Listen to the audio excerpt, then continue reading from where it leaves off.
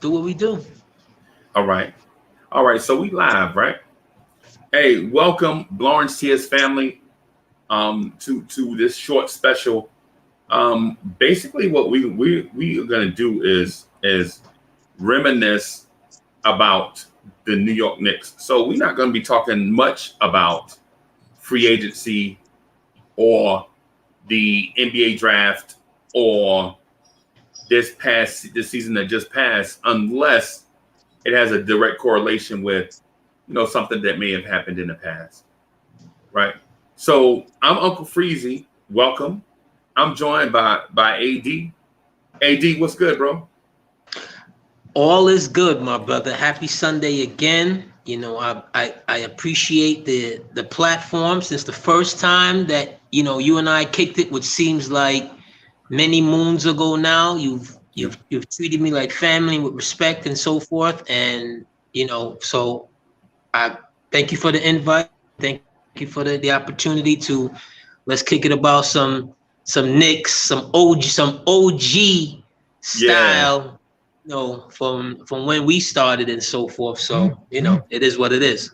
So let me ask. Let me start by asking you. I'm gonna start by asking you this, right? Man, excuse all this equipment, man. I got all this equipment here in the way, but so what are your first memories of the New York Knicks, and do you remember becoming a fan of them immediately? You know what? In thinking about today's show, I knew you were going to ask me that question. So it was rolling, back in my head a few times and so forth. And I had to like pinpoint exactly when. My dad is a Knicks fan. Right. So I guess I kind of got, indoctrinated into it from the DNA and so forth. But Right. I'm originally a boxing and baseball guy. Right. Me too. But somewhere in because for us, kids of the the early 70s, and so forth, Muhammad Ali was everything, and which is where the whole boxing analogy comes from. But as far as basketball was concerned, he's a Knicks fan, but everybody else, as the 70s were coming to a close, going into the early 80s, it seems like everybody was either Boston Celtics fans or Laker fans. Yep. As I'm starting to get my basketball knowledge and so forth, I wasn't a fan of either or. I respected the game and loved the game, and then all of a sudden, here comes 1983, and Philadelphia is about to be the powerhouse. Right. And they were like, on a Sunday like today, they were just smoking people every Sunday. Yep. Every Sunday, Doc, Moses, Andrew Toney, Bobby Jones, Maurice Cheeks, Clemens, Cunningham, World Be Free. World Be Free, Mark Ivoroni, all of these guys, every Sunday it seemed like on a CBS, because CBS was the ones who had the lone NBA rights at that time, was just smoking people. Yep. And just to backtrack a little bit, somewhere between 1979 and up to that, and maybe to 81, the Knicks had a player, Michael Ray Richardson, who was an all-world point guard who actually ran a win-aided 9.7 in high school. Right. And he was from, I believe, the Denver area. Yep. And he could do everything. And he was like a player, but he was one of those early athletes that basketball athletes, I should say, that I started to identify with. Right. And plus, he used to give Magic Johnson the business. The business, bro. The business. Whenever they played, and Magic will tell you that, because Magic, I've heard him talk about that guy right there had everything. And somewhere, I think it was early 81, 82, something like that, the Knicks traded for Bernard King. Yep. And once they traded for Bernard King, that is kind of like the beginning of my super fandom and my forever love my forever unconditional love for the New York Knicks. The moment BK from Brooklyn came back home, that was it. Right, right. And so what people don't realize is Bernard King, I believe he was drafted by the New Jersey Nets. And he also had a brother named Albert King that played for the New Jersey Nets. Yes. Right? And Albert was the bigger guy. Once upon a time, Albert was like the LeBron James of high school basketball. Right. He was the bigger guy in the city and in the country. Right. Actually. Yeah. Right. Because he could do more stuff. Yes. He wasn't just a scoring machine. Yes. Right. And so I remember those two time frames that you mentioned, the two timelines, they actually ran parallel to each other. Bernard King with the New Jersey Nets and Michael Ray Richardson with the New York Knicks. Right? Bernard King could score. Man, listen. Bernard King could flat out score the basketball. Yeah. Right? But the only thing during that time, the fast life kind of pushed guys into a, I come from a background where we never had any money, so all of a sudden I'm rich, and there was no mentoring, so to speak. No systemic mentoring. Right. I'm sure there were guys along the way that tried to help people keep their heads straight. But anyway, to say that, man, the reason why I asked is because I tell the story a lot, but as a very, very, I'm talking about as a baby, like, 4, 5, 6 years old, my favorite basketball team was the Harlem Globetrotters. Bro, you talking about, I would lose my mind when I heard Sweet Georgia Brown on TV. You know what I'm saying? Yeah. Oh, like, you know what I mean? Because Channel 7 used to have this show called Wide World of Sports. Yes. Right? Yes. And I would sit down in front of the show Wide World of Sports and watch Muhammad Ali fight, the Muhammad Ali fight from a few weeks ago. They couldn't show it immediately after, but whatever. But I would watch the Muhammad Ali fight, would watch the Harlem Globetrotters. You know what I'm saying?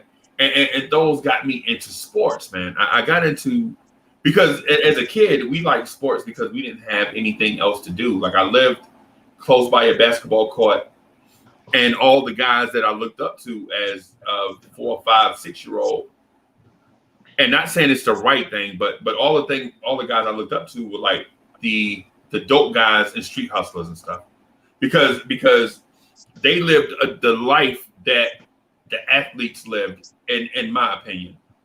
They had all the fancy cars, all the nice clothes. When the ice cream truck came, they brought all the kids on the block, Absolutely. Off the ice cream truck. Absolutely. You know what I'm saying? They would throw the block parties, yes, and all these different things. And so by hanging around them, they would hang around the basketball court. They'd be gambling on the game, but I didn't know. All I knew is that's what, sports was the place to be. Right. Yeah. And so my uncle, may rest in peace, was like, yo, Uncle Freezie, who's your favorite basketball team? I'll never forget this as long as I live. He was like, yo, who's your favorite basketball team?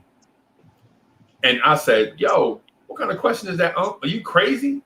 He's like, who's your favorite team? And I was like, man, what kind of question is that? Are you bananas? Have you lost it? He's like, who's your favorite team? And I was like, man, my favorite team is the Harlem Globetrotters. And I'll never forget, all my uncles in the kitchen laughed in my face. And I was hurt. I was like, and this is what I asked Unc. I'm like, what the hell are you laughing at? I'm 6, right? What you laughing at? And he like, the Globetrotters ain't even real, bro. They ain't even real. Right. And I'm like, are you tipsy? Because I've seen the Harlem Globetrotters play in Madison Square Garden 5 times. And they laughed at me, bro. They laughed. They continue laughing at me. And my uncle, by marriage, right? My Uncle Roy, he was from Boston, right? He was like, you know, he married my Aunt Mary. He was like, yo, kid, the Globetrotters are not real. And I'm like, y'all done had too much champagne, bro. I've been to the Garden 5 times to see the Harlem Globetrotters, and they just keep dominating the Washington Generals. The Washington Generals don't stand a chance. And he like, you ever notice they always play the same team? And I was like, so? He was like, have you noticed that every time they bring that bucket of water and fake like they're gonna throw it on you, it always wound up being confetti? Every time. And I was like, so? And he was like, you ever notice that in the third quarter, the Washington Generals always make a massive comeback and make the game close? And then the Harlem Globetrotters pull away at the end by doing some fancy stuff? And I was like, but it's sports. It's and then it dawned on me like, oh my God. The Globetrotters might not be real. He was like, have you ever noticed the Globetrotters never win a championship? It's like somebody telling you that Santa Claus is fake. Yes. Yeah, and it's like somebody telling you that. Yeah. Yes, and so I go into I go see the Globetrotters again, and this time I got my eyes open. I'm like, is he really gonna pull this dude's shorts down again? Is he really gonna take that big thing of water and then throw it on somebody? It's gonna be confetti. And he did. All those things that he pointed out wound up being true, right? And I'm walking out the Garden, and I'm seeing pictures of the New York Knicks. You know, in the Garden, how they have different exits or whatever. You have different player pictures up and certain. And I see a picture of Earl of Pearl Monroe, and then I see a picture of Willis Reed, right? And I'm like, who are these guys, right? Who are these guys? And so what I started doing from then on is my pops, no lie.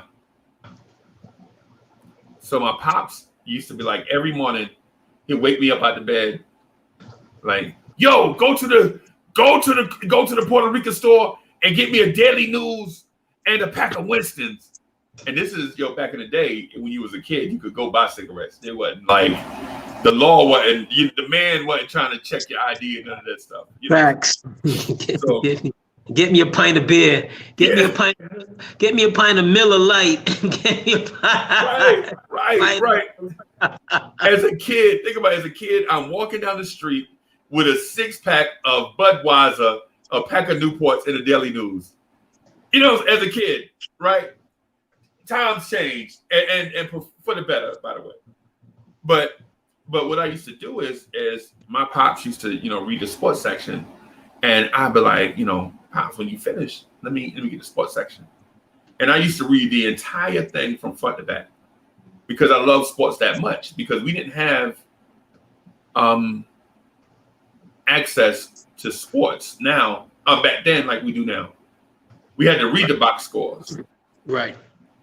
And so in the beginning, while I liked Earl of Pearl Monroe and Willis Reed, when I looked at the box score, I kept noticing that C. Frazier used to always have the most assists, points, rebounds, steals, everything. Like maybe not every night, but he would be up there, like in a team lead every night in every statistical category.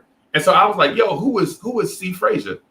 And so, sometimes who is W. Frazier, right? And my uncle was like, who is C. Frazier? I'm like, yeah, I don't know who C. Frazier is. So my uncles and them, when they got together, they were,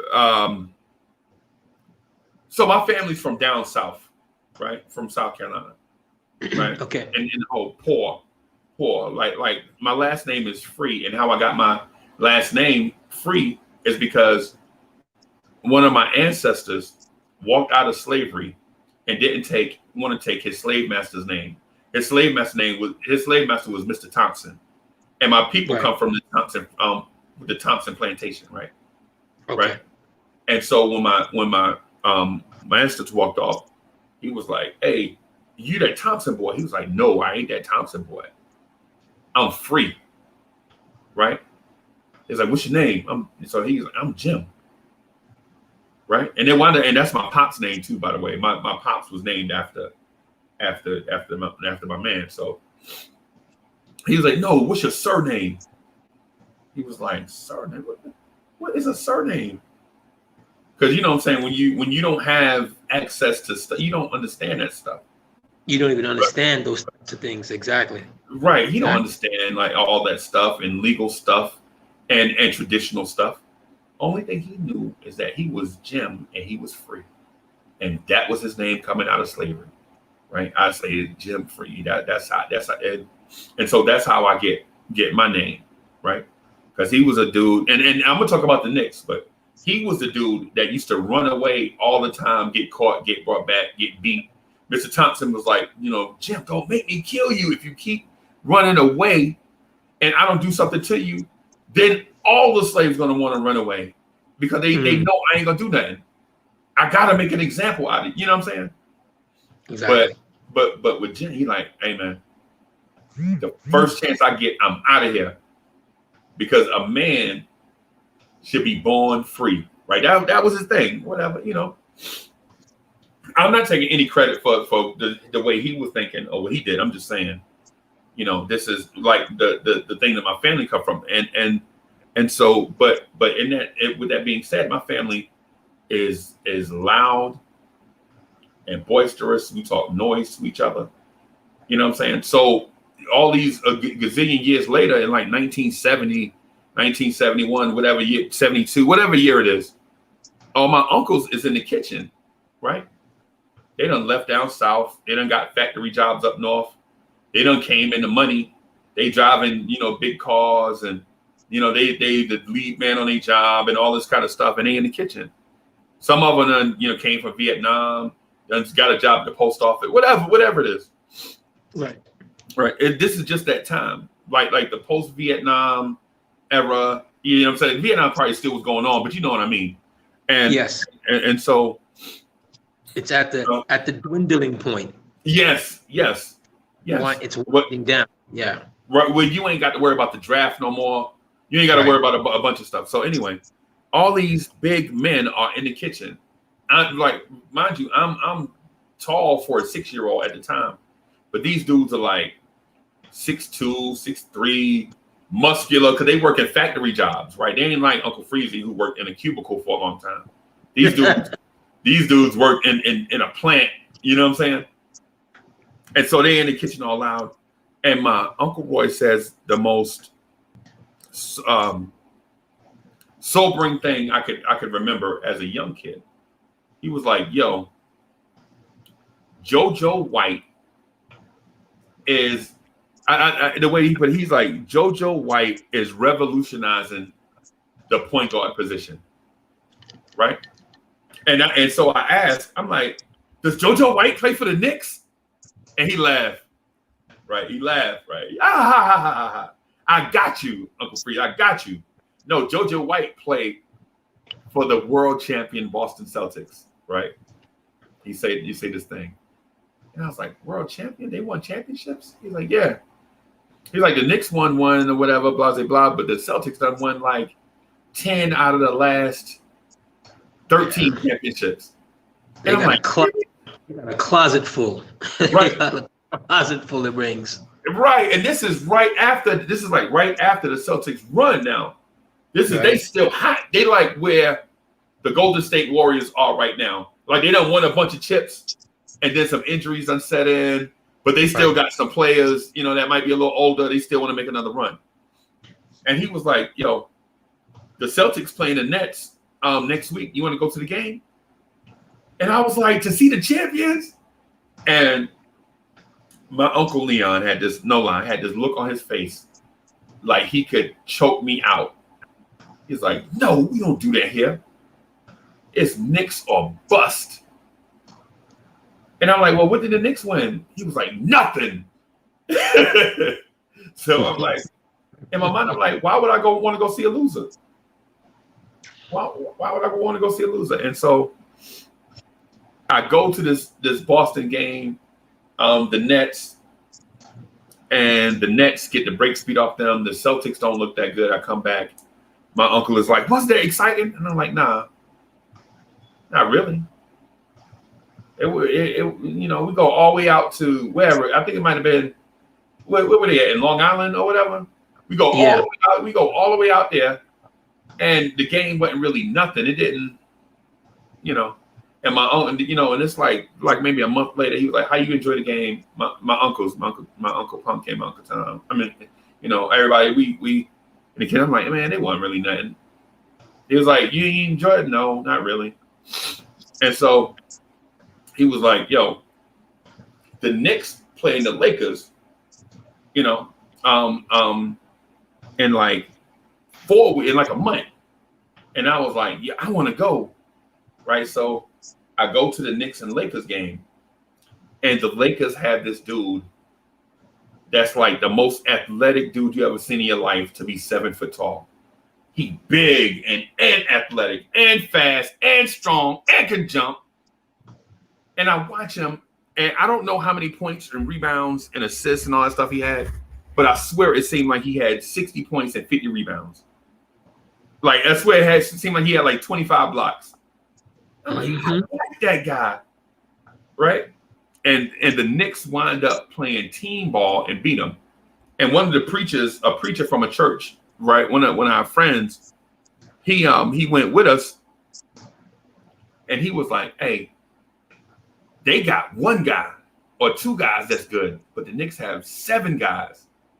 Or he was like, they have 2 guys that are great, but the Knicks have like 7 or 8 guys that are really good.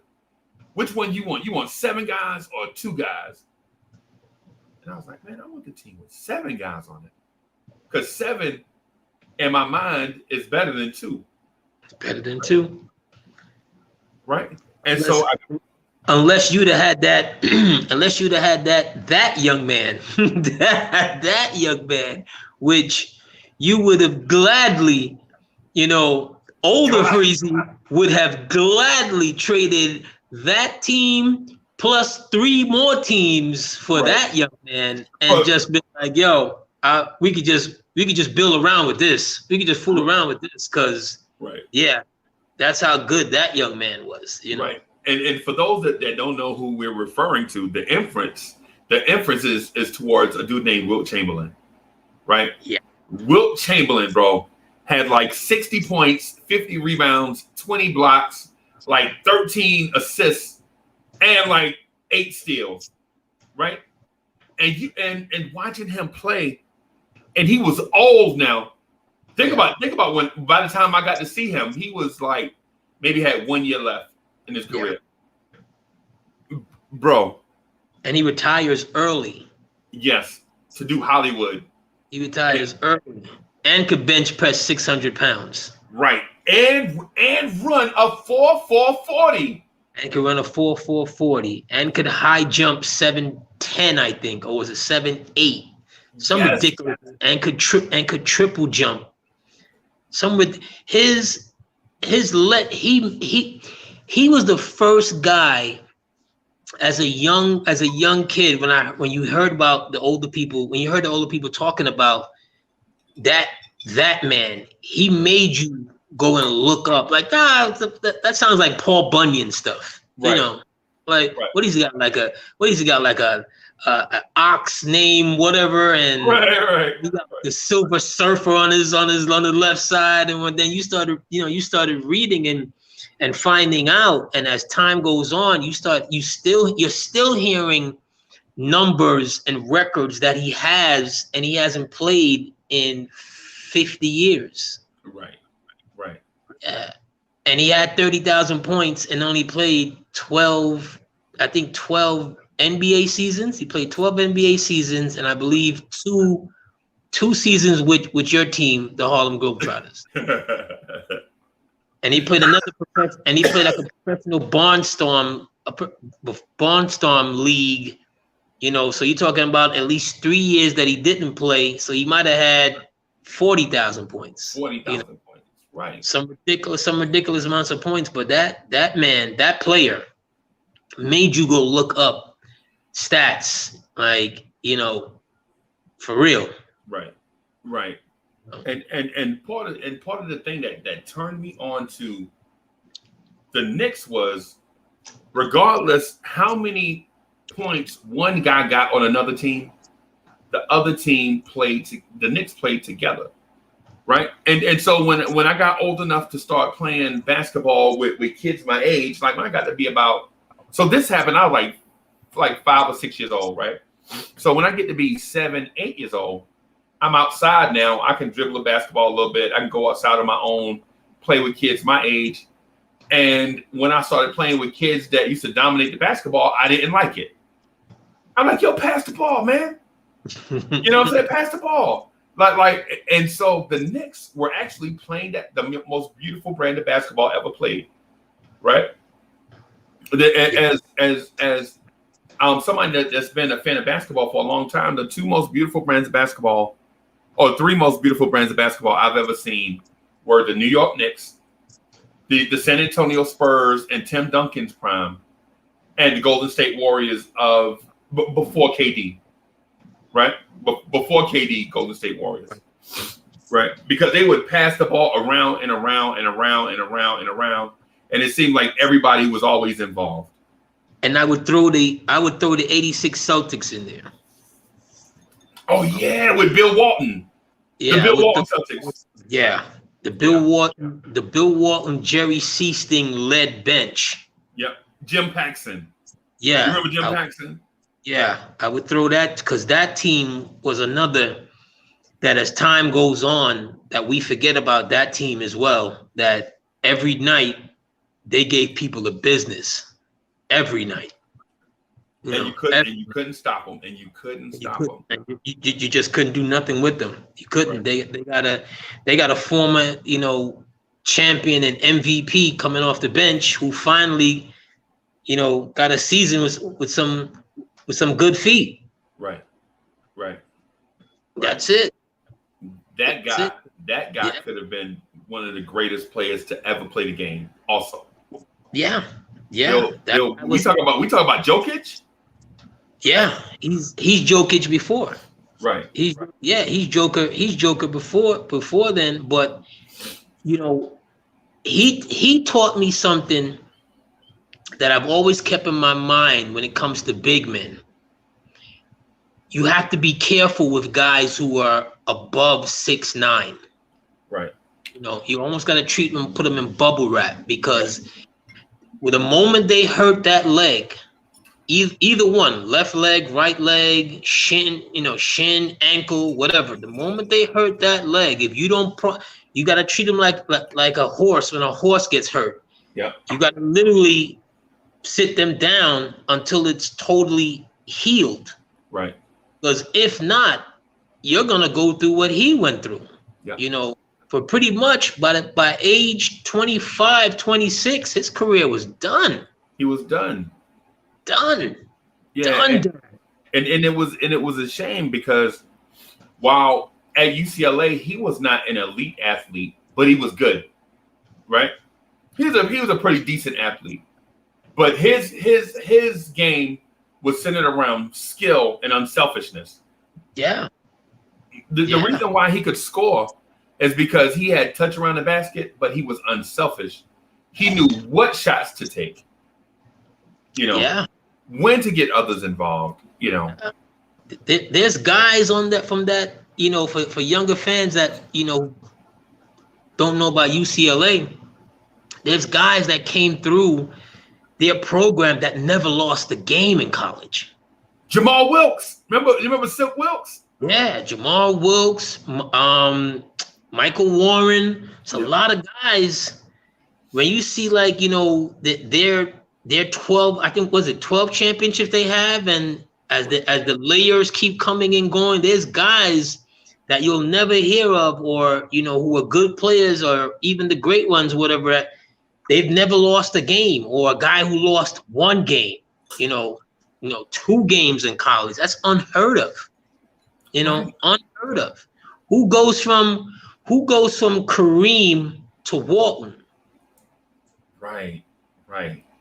You go from Kareem, Lou Alcindor to Kareem, then from Kareem to Walton.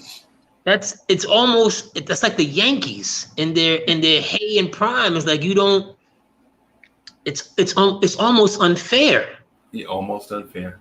Almost unfair, because you go from a guy who's 7'4", who when he enters basketball, he's on their JV team.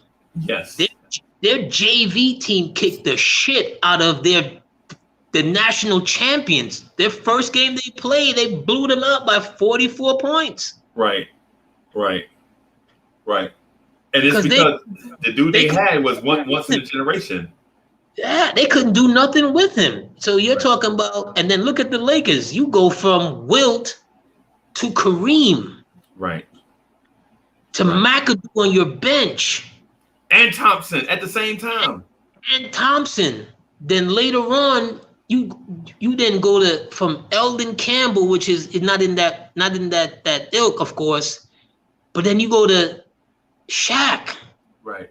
You have 3 of probably the top 15 ball players on your team in history. In the history of the game. Yep. In the history of the game. No one else can say that. Plus, you add Magic in there, so you have 4 of the top 15 players in history. Then you add Kobe in there, you have 5 of the top 15 players in history. That no other team can say that.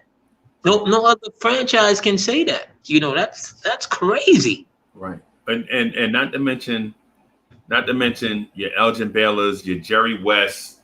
I mean, come on.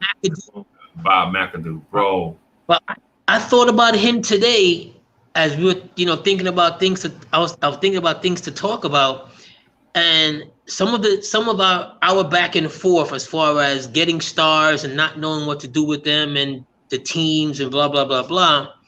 And I went back and I looked at his numbers since I think sometime early this morning, or maybe no, it was early this morning.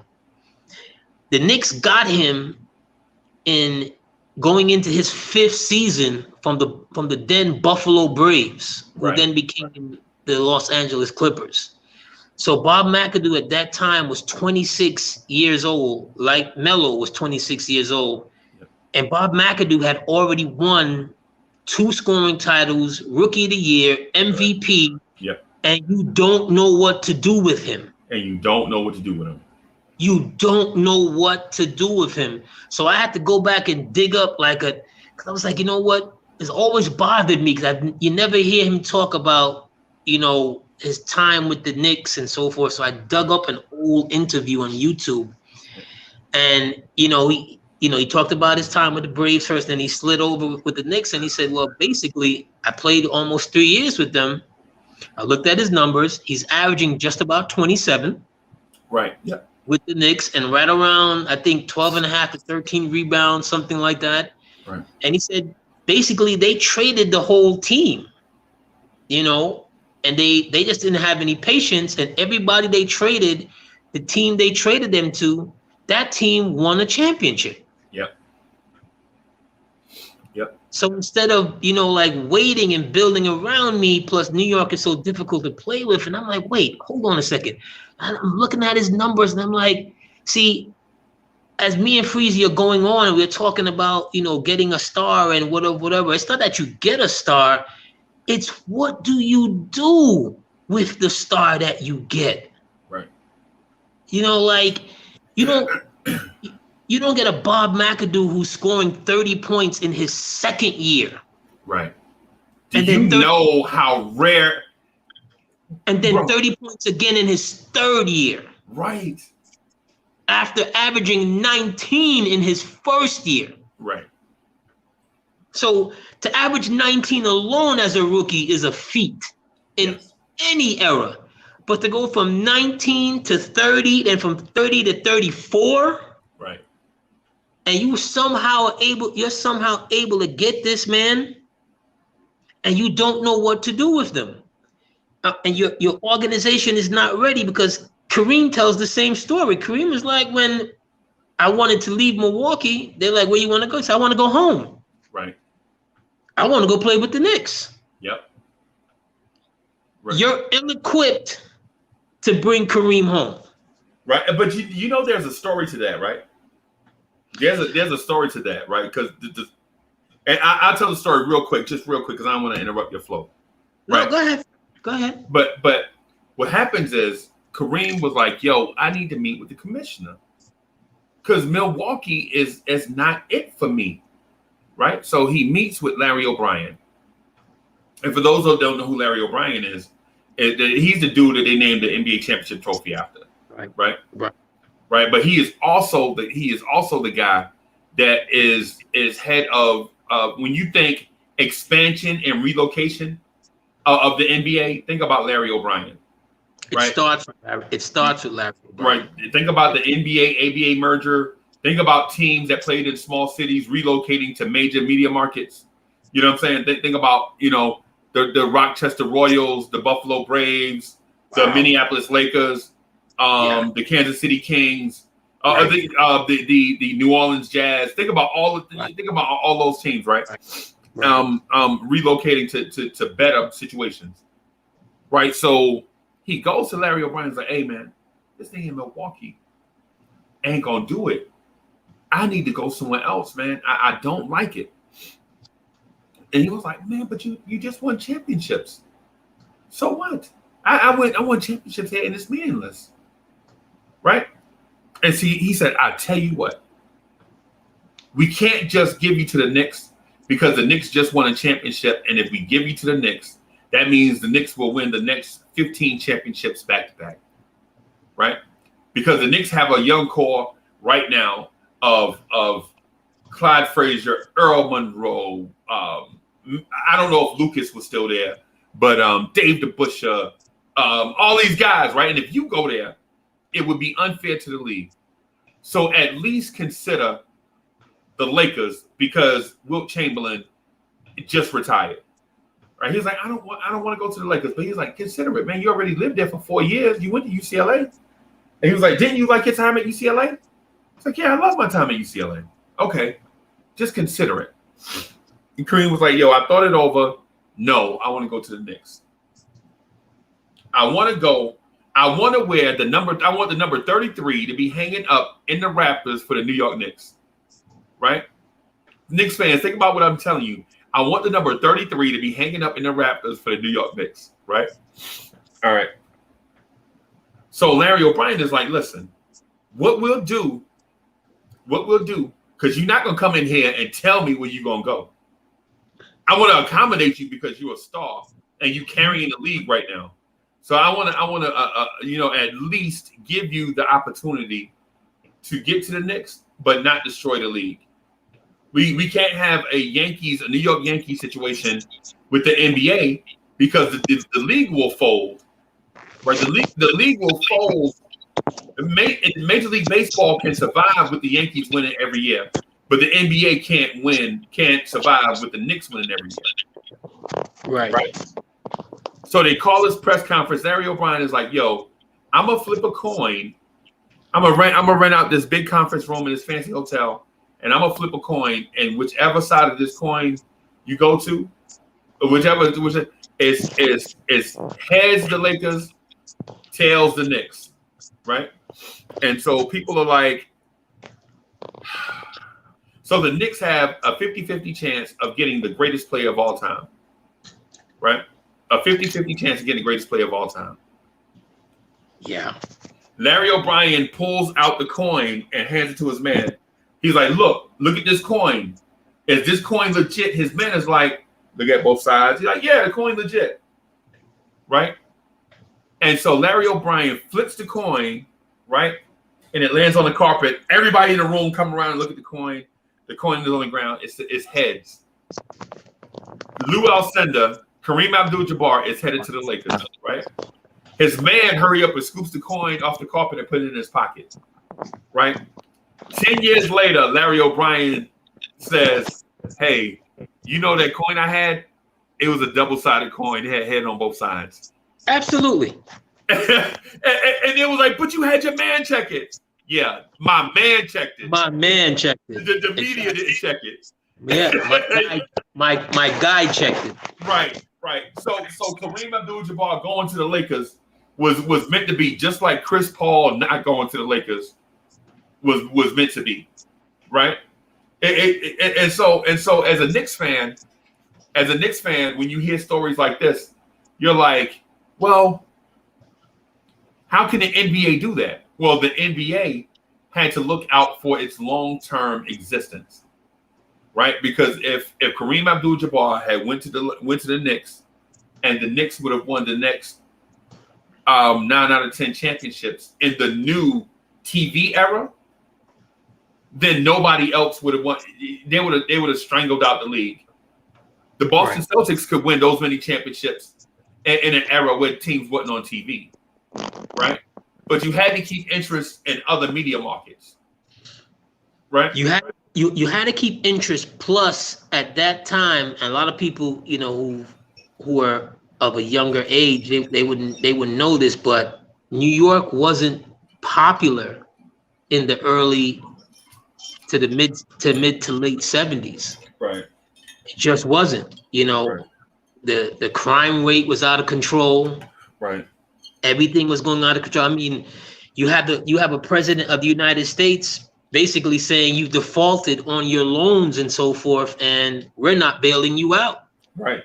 And to his point, they did. They did eventually, but not initially. Right. You see, and this is the part of the world that for a long period of time before China and Japan or whatever that led in innovation. Right. In all facets of innovation, but yet still you were willing to let them go because everything was deteriorating. Everything. Right. A lot of people won't remember that, but everything was just slowly, or not even slowly, rapidly deteriorating. Right.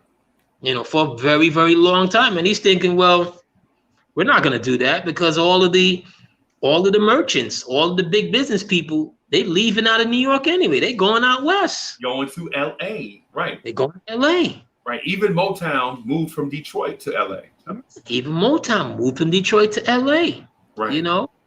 Right. So there was a lot of stuff going on. There's a lot of things going on. There's a lot of politics that was just going on that, my family's Jamaican, but I'm first generation born, Brooklyn, New York, so I'm New York through and through. Right. And it took a minute to watch the rebuild, right? The comeback. You always felt like, we was never going anywhere. We was always going to come back, but it took a minute. Right. Like I still remember going from 1979 to 1980, thinking that had to be the greatest turnover changing in years, not knowing that it was just only going to get worse. Right. Not knowing that it was just only going to get worse from there. Right. So imagine the only two teams that was anything in New York sports at that time was the Islanders and the Yankees. Yep. That was it. Yep. That was it. That was it, man. And so with that said, the New York Mets were the worst team in baseball in that same time frame. And based on that time frame, you said the New York Mets got the #1 pick in the draft, and they drafted a right fielder from Los Angeles, California, named Darryl Strawberry, #1 in the MLB draft in 1980. Yeah. He wound up being something, right? Yeah. But the thing about it though is to your point,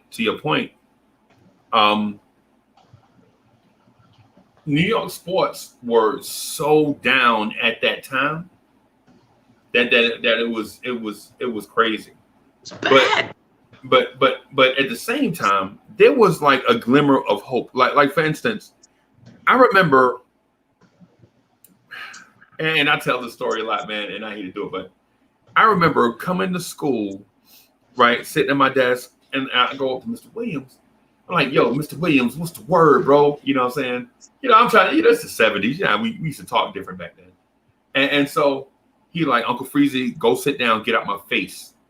And I was like, wow, this is a shock, right? Because he like, me and him used to talk Knick, we used to talk sports. You know what I'm saying? I've been like, yo, I'll run to the teacher's lounge and get him some coffee, man, and then come back. I'll clap the erasers. You go outside to clap the erasers and stuff and bring them back. And so I'm like, yo, Mr. Williams, what's happening? He like, kid, didn't I tell you to go sit down and get out my face? Go over to your desk and draw. I was like, draw? What? You ain't a substitute teacher, bro. You my teacher. So I'm like, yo, what's happening? He's like, kid, don't make me send you to the principal office. And I'm like, oh, snap, this dude's in a bad mood today.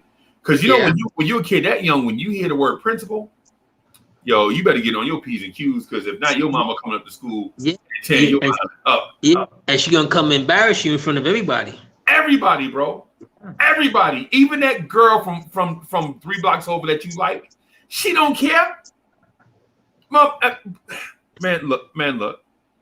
If you had to, man, if my mother had to come to school, I'm getting embarrassed in front of everybody, bro. Yeah. It didn't even matter. It didn't matter if I had a crush on Latanya from Fulton Street. It didn't matter.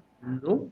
Because if she had to leave work, and she had to get off from work, especially early, I'm the only fool that I know that got in trouble on the last day of school that was gonna let out for the summer. Oh my goodness. In history, I still remember my old principal, because and what I did was, you remember those bulletin boards that would be right outside of the classroom? Yep. Last day of school, I'm so excited, I literally ran down the corridor and ripped down all of the bulletin boards. just facts. I just ran down and ripped them all down and skated out of the building. Right? Oh, so my goodness. The bell rings at 2:52. I did all of this damage at like 2:47 and just ran it out of the building. No one sees me. I'm gone.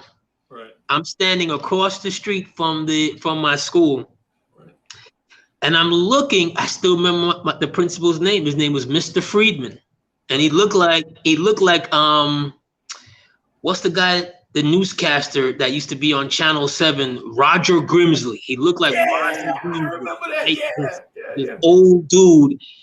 And I'm standing across the street and I'm watching him come. I'm like, wow, somebody done got in trouble. What or whatever. We had never seen him at the end of school outside with the kids, that far away from the school, which is like across the street on the other side, because we lived in East Flatbush. I'm going in that direction. Right. That man walked up to me and he went, "You will not get your report card unless your mother comes up here tomorrow." And he turned around and walked away. Wow! Wow!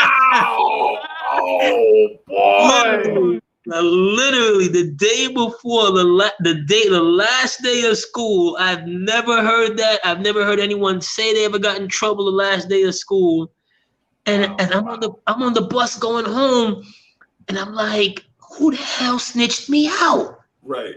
Who could have seen me? I did it in like a drive-by, but a run-by. Right. I'm just running, and I just grabbed everything, and I ripped down the whole thing. But that was another time, another time, another day. But that's what New York was like at that time. Wow, bro, that's crazy. That's crazy. Because we had a principal named Mr. Smith, and we were deathly afraid of him because he kept our school security guard named Rock. He kept Rock with him, right?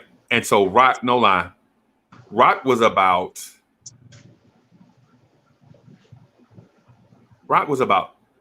6'10", right? About 6'10", about 230, something like that, right?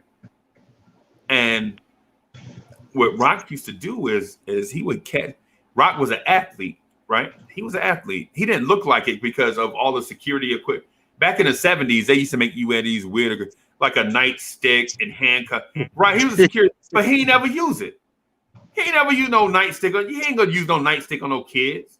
No. Back then, he wasn't gonna use no handcuffs on no kids. But they made him wear all this stuff, right? Right. And so Rock was the dude, like he would see you snatching milk. You know, we used to call it snatch and go, right? Like the cafeteria ladies would put the chocolate milks out early. Yes. And cats will snatch and go like they'll snatch a chocolate milk and run down the hallway. Well, Rock would be the dude that would run you down and make you apologize to the cafeteria lady. And then you had to mop it. Then he'll make you do something stupid like mop up the kitchen after they finish cooking. You know what I'm saying? And you be late for class. Like Mr. Marcellus, why you late? I had to mop up the kitchen because I snatched the milk. You know what I'm saying? If Rock would make you do that. So anyway, Mr. Smith, on the other hand, was a dude, if he caught you, he would make you do something crazy like, if you don't write a 1,000-word essay about how you're gonna be a productive citizen, I'm gonna call you mama up here, and it's due tomorrow, and it's due tomorrow, right? You like 1,000 words tomorrow, bro? I'm in 3rd grade. I don't even know 1,000 words. Well, you better be on your best behavior then. You know what I'm saying? And so I said all of that to say, when I talked to Mr. Williams was like, Uncle Freezie, go sit down, bro. Go sit down before I sit you down. I was like, oh wow. So I'm like, yo, I'm gonna just go clap the erasers, right? Because I gotta be cool now. You ain't just gonna talk to me like that in front of my boys, bro. I'm 8. I'm a man. You ain't gonna talk. I'm 8 years old, bro. I'm a grown man, bro. In my mind, you know, you around your homies or whatever. You like, man, they like, you gonna let Mr. Williams talk to you like that? Nah, I'm gonna go ahead and clap these erasers. And he better tighten up by the time I get back. I'm 8, bro. You know what I'm saying? So I go outside, I'm clapping erasers, right? And I hear Mr. Williams and some other teachers talking, and they cussing. And see, the one thing about the men back then, you know what I'm saying? They tried to be a pillar. They tried to be like a role model to you. You know what I'm saying? They was like, yo, hey, Uncle Freezie, why you ain't ironing your clothes this morning? You know what I'm saying? Or something, you know what I'm saying?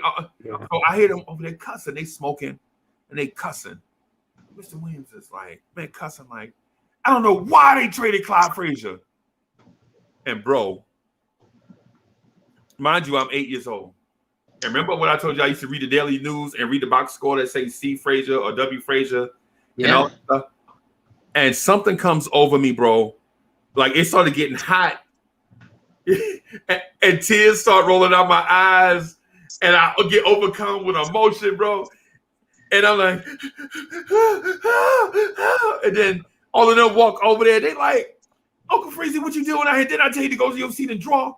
And they see all the erasers on the ground where I was clapping erasers, and I got chalk all over my school clothes. And they're like, and I'm crying, bro. Like if somebody said I had a death in the family. Yeah. Right? Yeah. You're like, what you crying for? And I was like, the Knicks traded Clyde Frazier. And yo, my man had to legit sit me down and talk to me, bro. Yeah. I come back in, and he sit me down in the back of the classroom, and I'm still doing it. And the girls and the little 8-year-old girls coming back, they like, I remember, I never forget this girl named Delia. Delia come back there. She's like, yo, what's wrong, Uncle Freezie? You know, and I'm trying to tell her, and she hugging me. I'm 8. I'm getting me a little hug. Boy, I feel good. I'm 8, bro. Give me a little 8-year-old hug. She hugging me. It's gonna be all right. And so finally, Mr. Williams was like, yo, Uncle Freezie, pull yourself together. The Knicks will be all right. And I'll never forget, Delia pushed me up and like, you better not be crying over no stupid basketball, right? And I was like, basketball ain't stupid. I'm still, you know, you still got this. And so my homeboy hears, he like, what happened? And I was like, the Knicks traded Clyde Frazier. And my homeboy, no lie, busts out crying. Bust out crying, bro.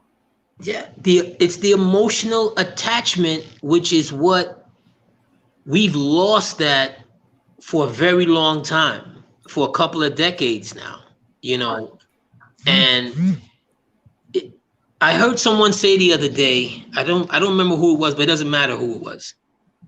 Well, fans act like, we know as much as Leon Rose and blah, blah, blah, blah. And I'm like, when it comes to this team, right, the history,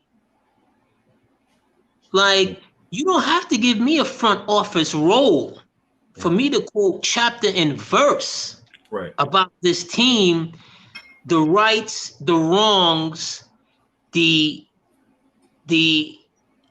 moments when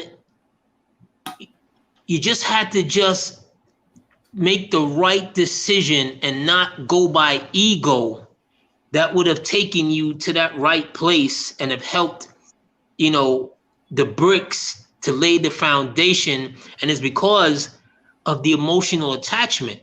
I remember the night Bernard King got hurt. Yep, I remember. I remember the team he got hurt against. I remember the player he was chasing down on a defensive. He was chasing down Reggie Theus. Yep. A lot of players don't know, fans who don't know who Reggie Theus is. Reggie Theus was he wasn't a great ball player, but he was a good ball player. He was a scoring machine, bro. He could score. He could get you like 22, 23 points a game. And the irony is people don't know, Bernard as a defensive player, but he got hurt making a defensive play. Right.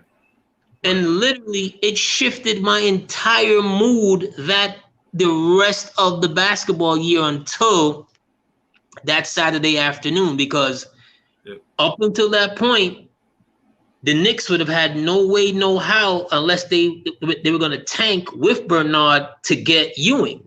Right. If Bernard doesn't get hurt, you're not in a position to get Ewing. You're not in a position for the frozen envelope and all of the conspiracy theory that they brought up and blah blah. The repay for Kareem. It's the repay for Kareem. It's the repay for Kareem. I'll take it. I've never forgotten it because I remember looking at Dave DeBusschere. He looked like he had a mini stroke. Yep. God rest his soul. He looked like he had a mini stroke. He wiped his face. Yep. He pounded the table. Yep. He did a move like, like he was flustered. He was totally so excited. It was, what's my man Pat O'Brien from Channel 2? And basketball is back. Yep. In New York City. Yep. So long before Julius Randle said we here, it was basketball is back in New York City. And that Tuesday, Sports Illustrated came out with a cover with Pat Ewing on the cover with the Knicks jersey. Absolutely. Right? And so all these things made you realize, like, yo, because no lie, and people have to keep things in perspective, right? In 84, the Houston Rockets got their guy finally, because Houston had been a rudderless franchise too, right? Yeah. Because it was like right after Calvin Murphy and all this stuff, and so the Houston Rockets were trying to figure it out, and they got their guy Hakeem Olajuwon, right? After getting Ralph Sampson. Right, in 83. In 83, right. Ralph Sampson, right? In 84, they got it like, yeah. And so Portland had also been they had also been trying to find their way, right? They had Portland. So Portland was get beat because they didn't have a big, right? They had Jim Paxson was an all-star shooting guard for the Portland Trailblazers. And the year before that, they drafted this high potential guy at shooting guard named Clyde Drexler, right? So they when they pick here, do they pick another shooting guard? They got Jim Paxson, they got Clyde Drexler. Do they pick another shooting guard here, or do they draft for team need? Do you go best available or team need? And they went team need, right? Because Kentucky had this cat named Sam Bowie. When he was healthy,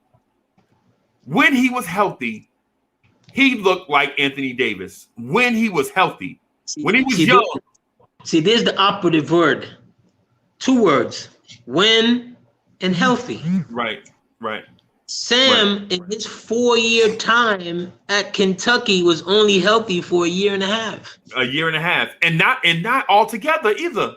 And not all together. It wasn't like a solid year. It was like 10 games here, out for the year. 8 games here, out for the year.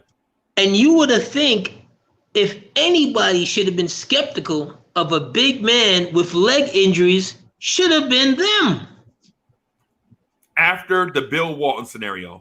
After Bill Walton, because Bill Walton literally said after the last time he hurt his leg in Portland, the trust had been severed and that he knew he would never play with Portland again. When I heard him say that, I'm like, Bill, it's not just Portland you wouldn't play it again. You might not have played ever again. Ever again, right. Ever again. Because you just kept having one injury after another to the same leg. And then what happens when you have an injury on one side, you compensate and then you hurt the other side.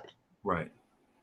So if there's any team, I'm not a superstitious person for the most part.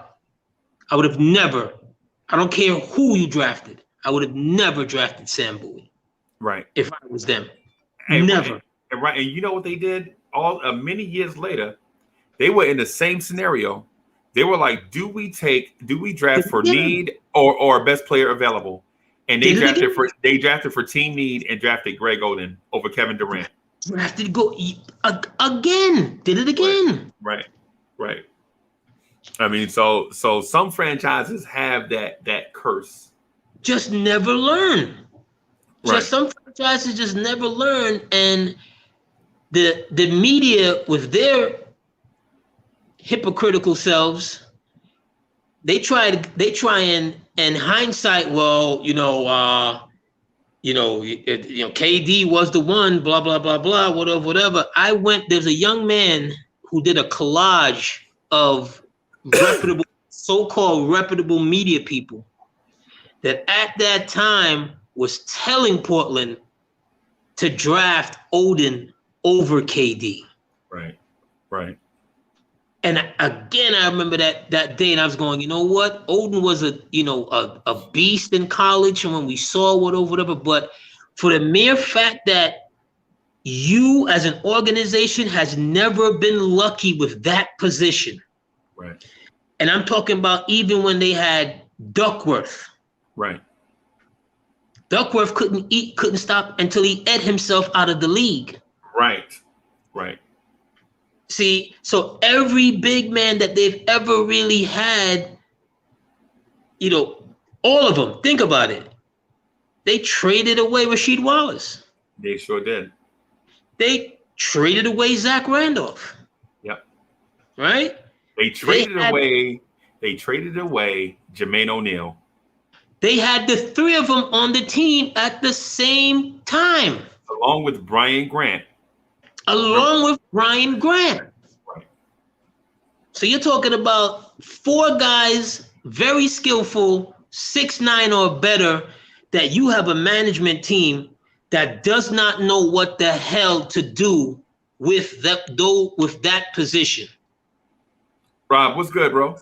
Chill, Rob. Bro? What's good, baby? What's good? Boy, they got me under the gun at work. I'm on any minute call and at any time. So I couldn't confirm or deny, but I said my boy told me that if they do call me, he gonna let me get an hour and a half before I got a ride. Okay. All right. So okay. What's good? Man. What's good, peoples? So we reminiscing about the Knicks franchise, bro, and about basketball in general, man.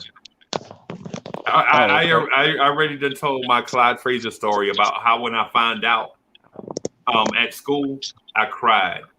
At school. In 76, you was crying? Yes, bro. Bro.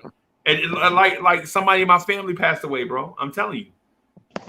Hey, man, that was my dude, man. Clyde, man, was like, to me, that was like, you couldn't be a better Knick in New York than Clyde. I don't care. Earl Monroe, even when he came, the better Knick as far as like savoir-faire and everything. Right. It was Clyde. We could never get over the fact that he pulled up at our game in the Rolls Royce. Right. Bomb. Right, bro. Next to the Kennedy Bathhouse on 135th Street between Lenox and Fifth. He pulled up out our game, and in New York, you could just hold on to the fence and you could just watch. You don't even got to come in, but if you see a good game, you could stop on the fence. He got out, he just stopped on the fence and just like was watching us. Man, we all bum rushed to the fence, man. We were so crazy. We didn't have enough sense to go around to get him. We was on the other side of the fence, like we was locked up. Our coach said, whoever run out there, don't play. Won't play. So then, that was the best dude right there. The best. Yeah, man. I heard y'all talking about Sam Bowie and that Sam Bowie thing. And that pick right there, that was like, but he just was like too hurt. But then you remember the game that they played against I think it was against Georgetown. When they played there before he even came into the pros. Right. Man, Georgetown humiliated that team. Right. And right then and there, I was looking at Sam and what was the other guy with a Mel Turpin, right? Right. Yeah. Dinner playing for the Pacers. Dinner Bell Mel. Dinner Bell Mel. Right. Dinner Bell Mel. Yeah. Right. Yeah, man. It was like, and they used to play this song, like, because the NCAA, that champion song, they used to play that. They didn't play that yet. They didn't even get there yet. At the end of that game, I remember them playing that song because Kentucky was favorite. Yeah. They was favorites by like that. But Georgetown just put like a defensive beat down on them. And who was their coach? Joe B. Hall, I think, was Kentucky's coach. Kentucky coach, yeah. Yeah. Man, they played the song like they just had it ready. They was like, I did my best, but I guess my best wasn't good enough. And then they were just showing the plays like Georgetown just stripping the ball. Just swarming them. Oh, man. It was ugly. Yeah, man. It was ugly. But the thing about Sam Bowie though, because the thing about Sam Bowie is when people look back at it like revisionist history, they think, it's an obvious thing. You got to take Michael Jordan over Sam Bowie. Like, it's obvious. But bro, Sam Bowie, when he was healthy, Sam Bowie could take. Oh, go ahead, man. But back then, they wasn't guards couldn't get that. If you had a big man back then, they wasn't going for no guard because it wasn't a guard league yet.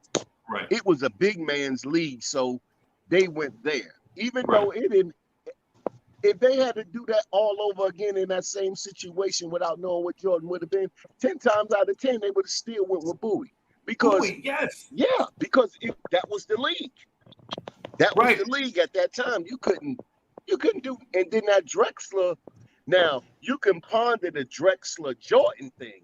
Right. A little bit more now. You gotta look if you really, but you didn't have all the media then. If you was like on fast break basketball looking at Magic and what he accomplished, and then you look at Jordan, right, you're gonna go with Clyde because you see that West Coast up and down running was the theme in the league, then especially in the West. Right. So they went that way, but we on the East Coast in the ACC, the Big East, we seen Jordan. Right.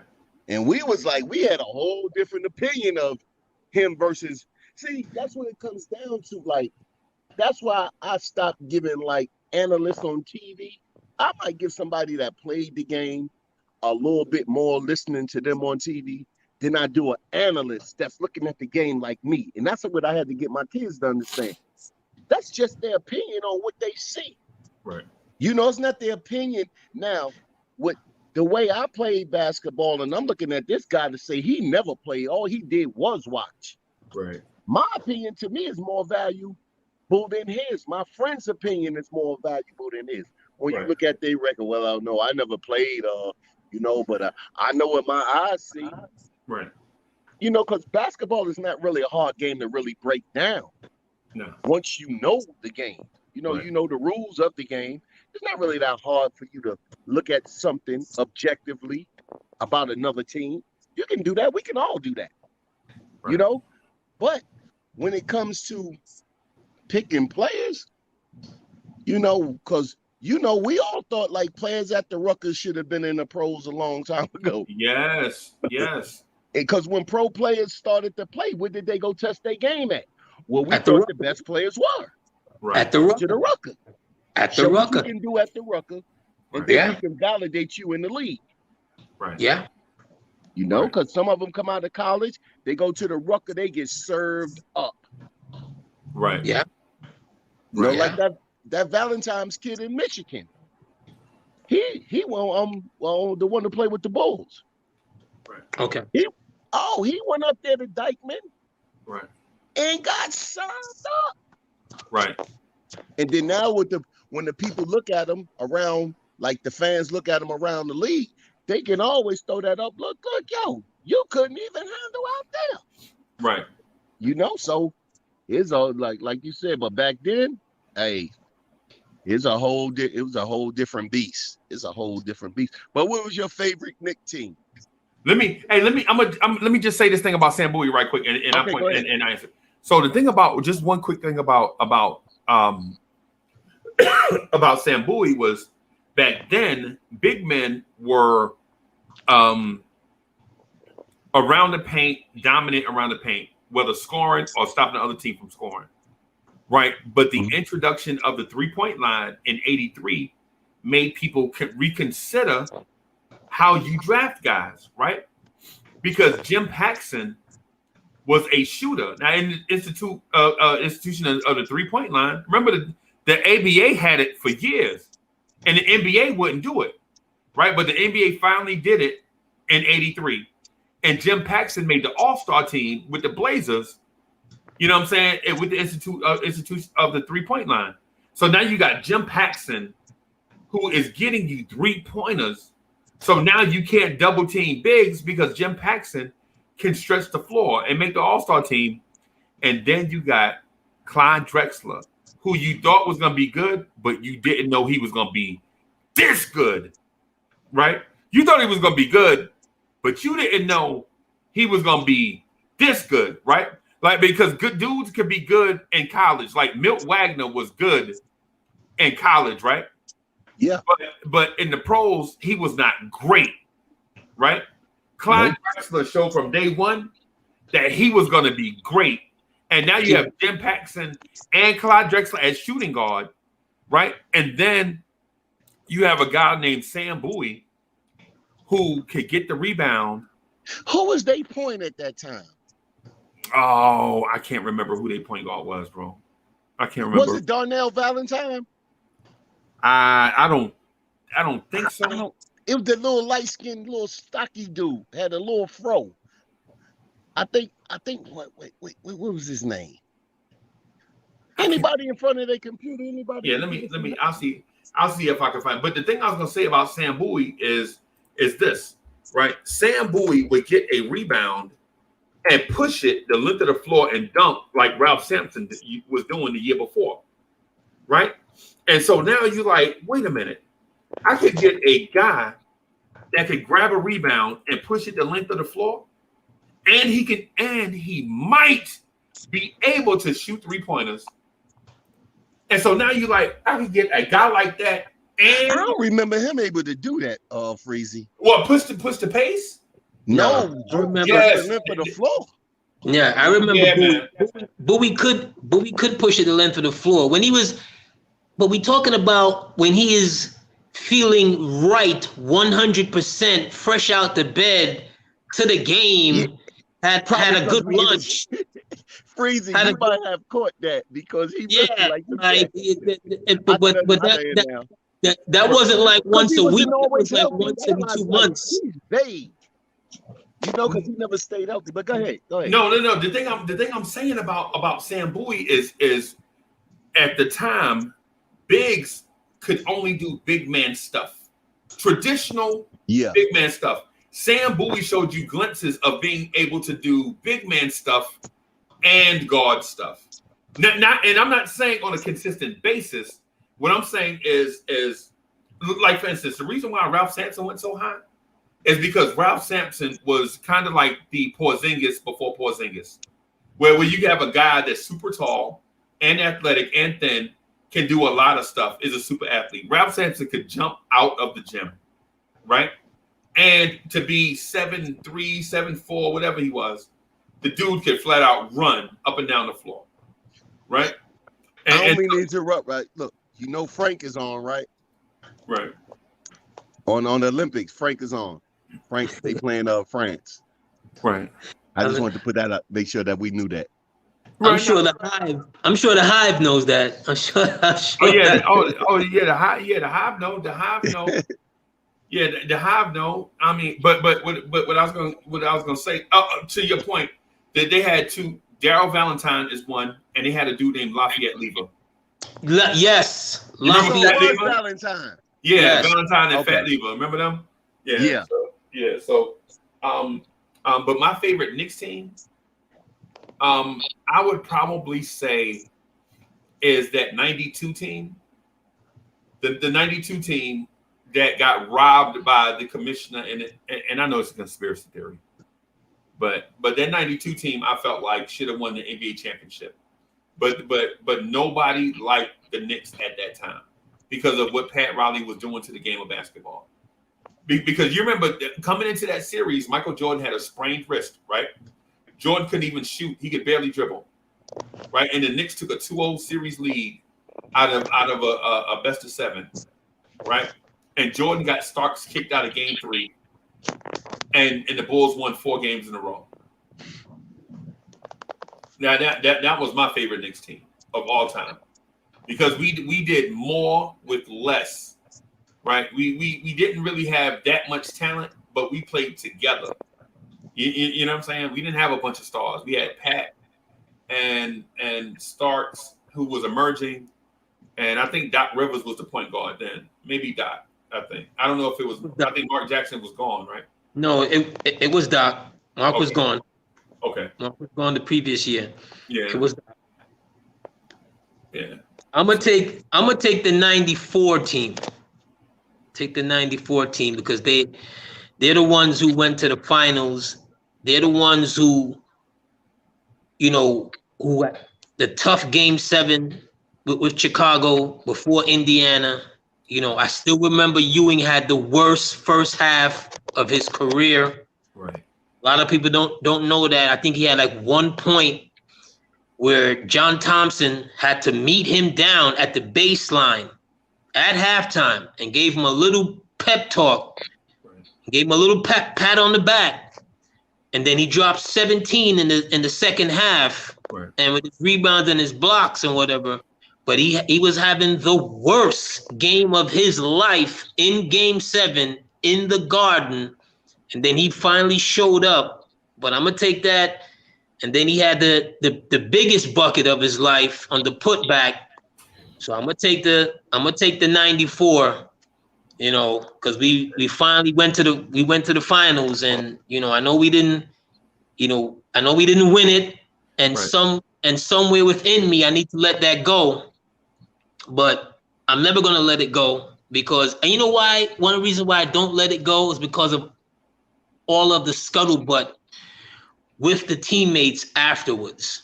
Right. Because on another podcast, Derek Harper came on, and before that podcast, he said some things about Ewing that it just didn't sit right with me. Right. And I'm like, Derek, you're like one of my favorite Knicks. Right. The hardworking, the blue collar. I still remember you in English tumbling in Chicago Stadium with the commissioner like 4 rows to the right. Right. And if we're gonna point fingers, and you were pointing fingers at Pat, you let Sam Cassell open in Game 3 on back-to back-to-back 3-pointers. Yep.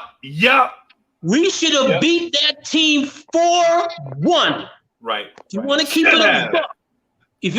it a buck, you let Sam Cassell hit back-to-back threes because you were trying to creep in the corner off the top of the key, and they reversed the ball to Sam Cassell twice.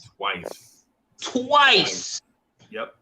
Along with Hugh Holland's nonsensical call on Ewing on a baseline screen that he should have never called on Ewing in his own building in the fourth quarter. But with the scuttlebutt, with the Oakleys, and you talking bad about Pat and all of that. It's like when I look back at that, I'm like, yo, dudes, I love you guys.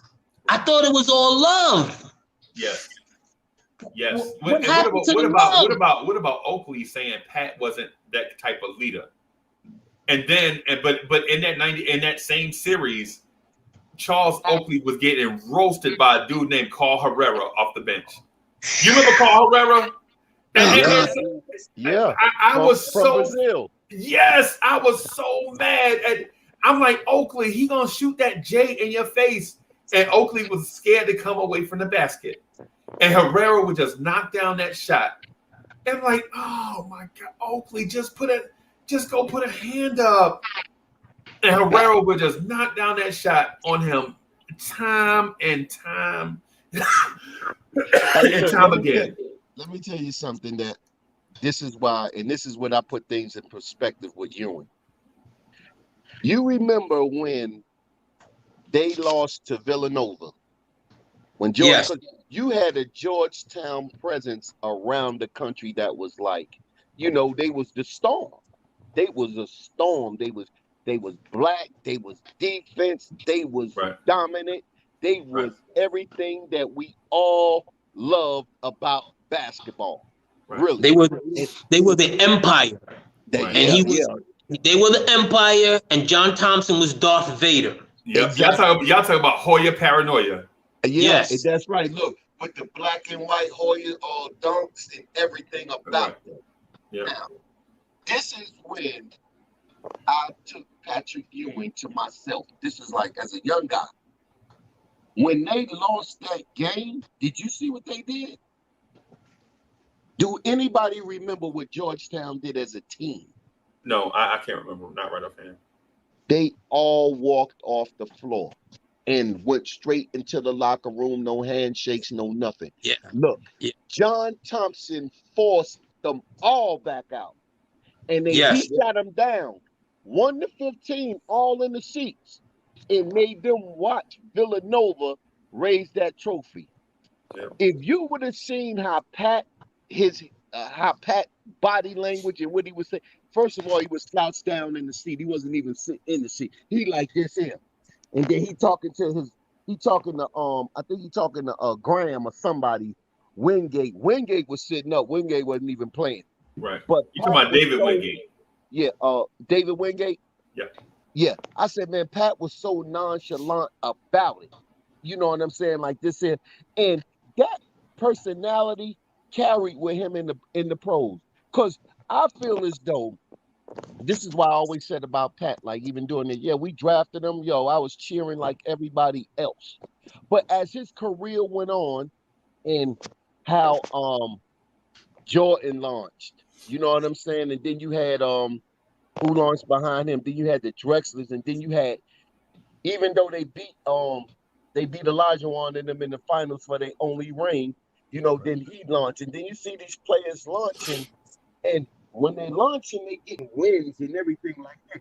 And Pat, yes, you belong to that group to me, but you were supposed to be able to do more. So he was like what Oakley said. Now, I wasn't no big Oakley fan, but when Oakley gave that interview and said that, Pat was a diva. He could have, I believed it. I believed what Derek Harper said, because that's why I felt as a 14, 15-year-old, that this is what he was doing. We're gritty. He's in the limelight of New York. He's eating it up. He know he's nice. I know abundance of kids that went to Pat asking for autographs and stuff like that. Caught him like basic. Pat wouldn't even do that. You know, Pat wouldn't do that, but you'll see him signing at the autograph. You'll see him signing the autograph in the garden for the kids in the first row, which we all know what that gonna be. Yeah, that ain't us. That ain't us. Yeah, the average kid walking down the street that catch you on his own. You know what I'm saying? He might break off from his dad and be like this here, and he'd be like, nah, I don't sign autographs, just like that. Right. You know what I'm saying? I know the dude that worked there at the garden. It took 2 years before Pat gave him an autograph. What? 2 years. Get out of here, bro. The boy look, I promise you, I could bring him on the show. Look, he got an autograph from Jordan in a picture first. Wow. And I promise you that. And in all of this, I was hearing, so I believed all of that about Pat. Wow. But my Knicks fanhood was bigger than Pat. Right. But I knew that that's what Pat was. I knew that that's what. And now that everybody done moved on and everybody done got older and they're exposing him, he should be exposed. He should. And then he showed it again. He showed it again this year in the playoffs. You're talking about a 27-year-old kid. He was 26, 27. He didn't know who you were. And then when they asked the guy about it, he'd be like, yo, I don't be on basketball like that. My thing is hockey. Right. You walking around the building, you don't got no credentials, and then you're going to pull the Spike Lee. Right. Why are you going to do that? Because his ego, man. Pat got a big ego. And I never met the guy. But I can tell in everything that they've been saying about him and everything that he's been doing, show true to form. True to form. Hey man, I ain't gonna lie to you, bro. I ain't gonna lie to you. This is how I'm gonna tell you how I feel about Pat, and I know it ain't right, but I'm gonna say it anyway. So for one, Pat is from the Caribbean, right? And I always felt like Caribbean-born players don't necessarily get the love that American-born players get, or European-born players for that matter. You know what I'm saying? That they get. You know what I'm saying? I always felt like Pat was dealt the side stuff with Pat Ewing was kind of odd because he spoke naturally with an accent, and you know what I'm saying, he was from an area like Pat ain't from New York, Pat from the Boston area or Massachusetts, right? Yeah, Massachusetts. Yeah. So Pat and them dealt with like that racism stuff a lot, and so Pat was never gonna get the love, so to speak, that a Michael Jordan was gonna get. Right? That's what it was. That's what I felt like. I felt like there were some things. Now, does that have to do with Pat not signing autographs? I mean, I'm not sure. I just felt like Pat was dealing with some unjust stuff at that time. And I still feel like it's so. Like for instance, people right now say Karl Anthony Towns is soft, right? Karl Anthony Towns is soft, and my man averaged 24 points, 13 rebounds, shoot 40% from three, right? What dude you know averaged 13 or 12, 11, 12, 13 rebounds and shoot 40% from three and average 20-something points a game and is soft? Right, I think that has something to do with if his name was just like if his name was something different, or if people didn't know he was from the Caribbean, I think he'd be treated different. You know what I'm saying? That's part of it, you know, and I don't know how big or how small, but it is part of it. But you could see Ewing in high school having to thump on white boys all day. Right.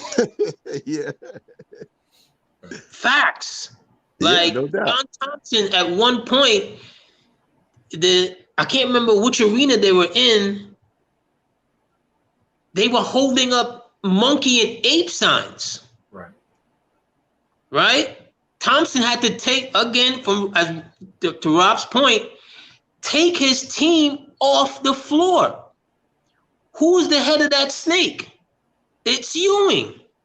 Right. All of the violence, all of the feelings you have is against Ewing. Fast forward to the NBA, Ewing had never been hurt before. He gets into a fisticuffs with Indiana center Steve Stupanovic, to where him and Stupanovic get into it, flips him over, hurts his knee for the first time. Yeah. Now he's in his rookie season. Yep. Now you have a big man, as we talked about before, who now injures his leg. In and out now, because, every time no matter when they say, oh, it's just a cleanup, we're cleaning in cartilage, that's surgery. Right. You're going to need time off, right? You come back one game in your home stadium, and it's Patrick Ewing night. I was in the building. I told this story before.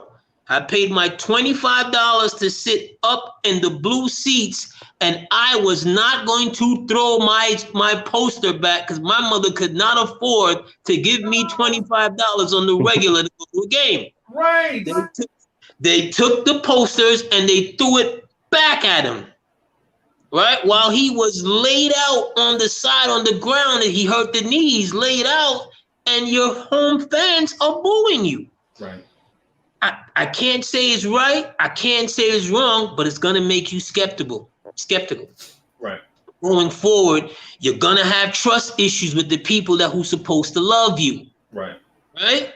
And on top of that, they hire 6 coaches in your first 6 seasons. Yes. And all of them are different. All of them coming in doing something different. And then your second season, they have the nerve to want to take you from the center for Bill Cartwright. Right. To make you a power forward. Right. Yep. And what do they do in your third season? They draft Kenny Skywalker. The worst draft pick in history of the Knicks. Yeah. He got to be the number 1. I would say Mike Sweetney, but I could see where you're going with it. They won 2. So if you that guy and you're watching the building crumble around you, and there was and then on top of it, you have a chance to say, well, okay, Bernard is coming back, Ewing is coming off injury. Right. Let me see what this could look like before I say it's not going to work. Right. You don't even give it a chance. They did. You don't even give it a chance. Did they release Bernard King, right? They released him. Yeah. You don't even give it a chance. He goes to Washington. He comes back. All-star team. Yeah. Okay. He goes to Washington. He comes back, drops 41 or 49 in the Garden on you a year or 2 after you let him go. Yeah. And you have the audacity to try and trade back for him. Right. So if Ewing, like I said, I'm not saying it's right or it's wrong, but look at all the things I just mentioned before he's 28. Right. He's not even 28. Those things happen. All of those things happen. Right. And then what people don't know too. So there's a story out there about Pat Ewing, right? So Pat Ewing barges into the GM office and was like, yo, either you gonna get me some help or you gonna trade me right now. He's like, I'm not playing another game for the Knicks unless you go get a guy or you trade me. Right? So the GM was like, who do you think you are? You a player. You don't have no say. You better go play ball. This is, of course, this is before the players took over the league or whatever. So the Knicks and the Spurs have a trade on the table. Patrick Ewing for David Robinson and $2 million. Right? That's the trade. Right? So the Knicks are about to acquire David Robinson and $2 million for Patrick Ewing. Right? And then the Spurs pull the trade off the table and say, you know what? We're gonna see how this thing with Rod Strickland and Sean Elliott work. We really like this young kid, Rod Strickland. Y'all may know who he is. You know what I'm saying? We're gonna try to run it with him and Sean Elliott. Right? So they pull the trade off the table after about a week. Now during that week, they could have accepted the trade, and Pat Ewing would have been a San Antonio Spur, right? But they pulled the trade after about a week. They pulled the trade off the table and like, nah, we gonna let it rock, right? So then the Knicks, they like, well, who can we get on the cheap? A star who we can get on the cheap, right? And so the Knicks look at trying to get Scottie Pippen. Well, the Bulls are in a championship run. They like, nah, we ain't giving for what? What can y'all give with Kiki Vandeweghe, Gerald Wilkins, John Starks? So the Knicks wind up getting the dude from Seattle, the small forward from Seattle. I keep forgetting his name. Xavier. Yeah. So the Knicks wound up getting Xavier McDaniel, right? And he wound up balling with the Knicks and wanting to be a Knick for life. But he's a free agent. That's why he was cheap. And the Knicks don't want to pay Xavier McDaniel. And he winds up going to the Phoenix Suns. No, he went to Boston. He went to Boston. Oh, he went to Boston? He went to Boston. He went to Boston. When they got him from Phoenix. Oh, got him from Phoenix. Okay. Yeah, he took that early money, and I've heard him talk about this, and I'm like, Xavier, no disrespect to you, whatever. Boston came out the gate, gave you that early money, and you wasn't going to wait around. You took that early money, which I'm never counting anybody's money. Right. You took that early money, and that was it. And okay, but the Knicks was about to make the trade for Charles Smith. Right. So they wasn't looking to hold on to you anyway. Right. And that's why I'm not a Pat Riley fan to this day. Right. Because that team right there that they had with Xavier McDaniel and what he did in the playoffs, he showed his worth. Pat Riley traded that roster, and then I was so upset because that's the team right there that could have won the championship. Right. That was the team right there. You gave us Charles, man, look, Doc Rivers, Bo Kimball. I didn't like, look, I think Derek Harper came over and, Rolando Blackman came over there in that trade.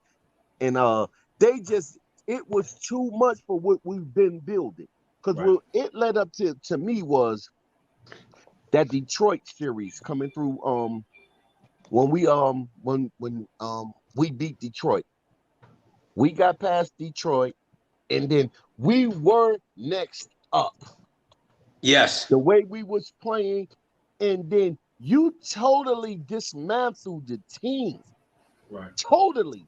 You dismantled the team when you put them influx of those players, those West Coast players, that you was now going to try to make them play East Coast basketball.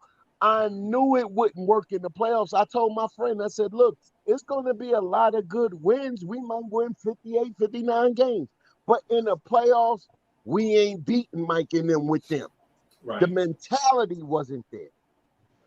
You know, Xavier McDaniel was so much in Scottie Pippen's head, you signed him back just because of that. Just because of that. Just because of that. Because you knew they would. And then Mike and them, if you know, overstepped us right there. Yep. With the influx of those players right there. Because Mike knew that team, that we was hardcore. We was harder than them at that time. He knew it. When we got soft with that LA, with that West Coast ball, man, look, Mike knew he had us. Because we took everything that you fought for. And what did Charles Smith famous for? The up and down fake, up and down block. Mike said, he said, let me get that. Boom. Pippen said, let me get that too. Because if it was Xavier McDaniel, it would have been a pump fake, a shoulder in your rib, and then the dunk.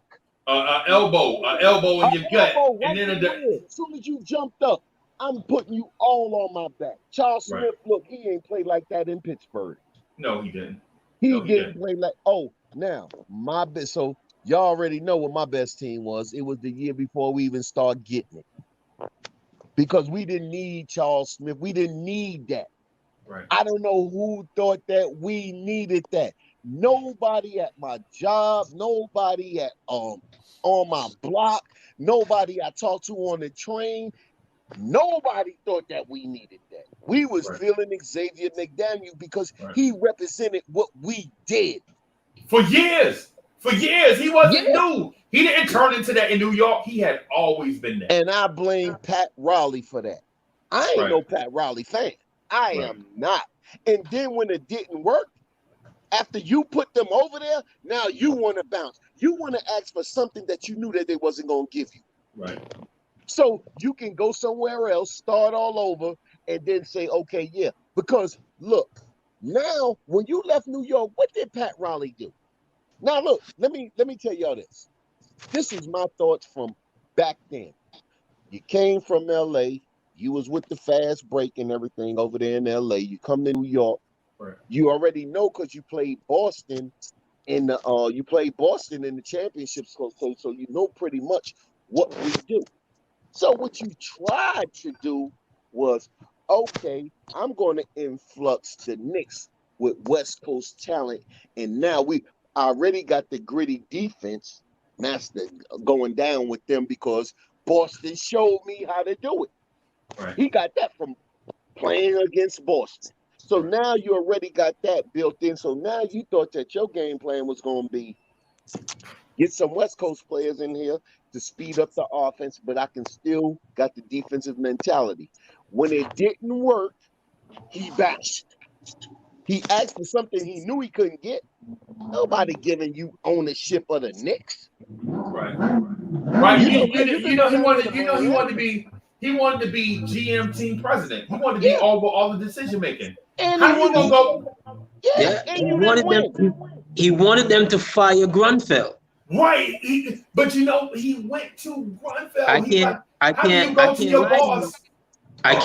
For Grunfeld and you ask for these players. I can't lie to you. If that would have been the first sacrificial lamb, at least for that next year, Ernie, I liked you at that time, Ernie. Ernie, you gone. You're out of here. But you asked me to go get you Smith and them, and I did. Now you want to the next year you want to fire me. Right. But here's the thing, though. Here's the thing with that, Rob, and I'm with you with that. He was worth his weight at that time and throughout his basketball career, because the one thing he's shown after his Knicks life is he has never stopped trying to win a championship. It's always championship or misery with that guy. There's no in-between grounds. You see? So he'll pull up his team. He'll trade Glenn Rice to get Mourning and let me go work it out. Or let me go sign this guy. I'm always gonna try and win. Even if the things I do don't lead to the championship. But as a fan, you can never say that guy doesn't think about winning all the time. Right. That's the one thing. Yeah, they wasn't going to give you the ownership. You asked for something because the Miami dude, fresh into the league, he was tampering. He tampered with you. The Knicks never pursued the whole tampering charges, and they just let him go. Like, all right, you don't want to be here. All right, you fax in your resignation. You want to be here. All right, fine, go. Right. They legitimately had a tampering beef, because how do you sign a 5-year, $42 million contract, which at that time was legendary for a coach, right? Yep. In a matter of a day. Right. So let me read the super chat real quick. Paris Duggar, thank you for the super chat. He says the Knicks with Xavier McDaniels were finally built to beat the Bulls, and Michael, they would have won the next year for sure. AD, I understand your point, and I think I'm with you. But here's the thing: the audacity to go to your boss and say, not only do I want to get promoted over you, I want ownership also. If you don't give it to me, I'm out of here. He had the deal already. He had the deal already. Something that he knew he couldn't get. Right. Yeah, he had the deal, and he gave them something that they didn't have, which was he gave them. Remember, Remember what the Garden was like at that time when he arrived. When he arrived, he meets with Ewing. Ewing told him what's going to be different than the other 6 guys was here in the last 6 years that I've been here. It wasn't like they signed Riley and Ewing was like, oh, okay, I'm good. Right. No, it took some coaxing, right? From what you heard, Riley promised him, I'm going to give you all I got. I'm going to give you all my championship experience, blah, blah, blah, blah. He did the whole LeBron shit, right? Look at these rings here. Right. Look at these rings here. Okay, now you're on board. So we'll go from that. The Knicks went from Paramount to Gulf and Western. Then Charles Dolan buys the team, ITT Cablevision. They had changed ownerships like 3 or 4 times in a matter of like 5 or 6 years. Yeah. It was great. There was no stability. He comes in, he gave them immediate credibility. Yep. Right? Because if you remember, when he left the Lakers that 1 year, he was on TV and he was horrible. Terrible, yeah. Yeah. Right? You remember that? He Yeah. was on TV that 1 year, NBA Showtime. Remember that? NBC, because NBC bought the contract from CBS. He's about 1990. Right? Yeah. He is horrible. He's like, yo, this Knick job opened up. And for everybody who always talk about the Knicks have never been a good job and whatever. We can go back to Riley. Once he saw the New York job was open, he was like, all right, I'm out of here. Yep. I'm going to be the coach of the Knicks. Yep. He gave them something that they did not have. You see what I'm saying? And he was like, yo, I'm going to try and cash in on it. He knew he had the deal, but it's a bluff move. I can't lie to you. At that time, I'm going to do something to keep you. Right. I'm going to do something to keep you. I'm not going to lie to you. I'm going to do something to keep you. But he wanted even a little bit of the ownership. Right. It wasn't just the president and the GM. He wanted stocks in the game. He knew he wasn't getting that. He wanted stock in all of that. Man, and you just lost. That's why I hated him ever since. I'm sorry. I hated that man ever since because I seen the play. I seen this play. I'm like, man, you're going to really think that you're going to come all the way out. And then I got real disrespectful with it because you want to come all the way from LA and try to fleece New York. And this East Coast, West Coast beef at the time anyway. You know where we side at. So I'm like, oh, you trying to be with them. You know, me and my friends, we took it a whole nother level with our conspiracy theory with it. Oh, he like this. Oh, nah. Get out of town. Get out of town. It was bad. It was bad. Yeah. It was bad. My boy came to my house. He drove to my house that day, the afternoon. I think he faxed his resignation on like a Friday afternoon or something like that. My boy drove to my house. My boy was like, yo, Riley just resigned. And I kind of like fell on my stool. Yeah. I'm like, what the hell are you talking about? He said, nah, turn on. Because you remember back then, WFAN was it.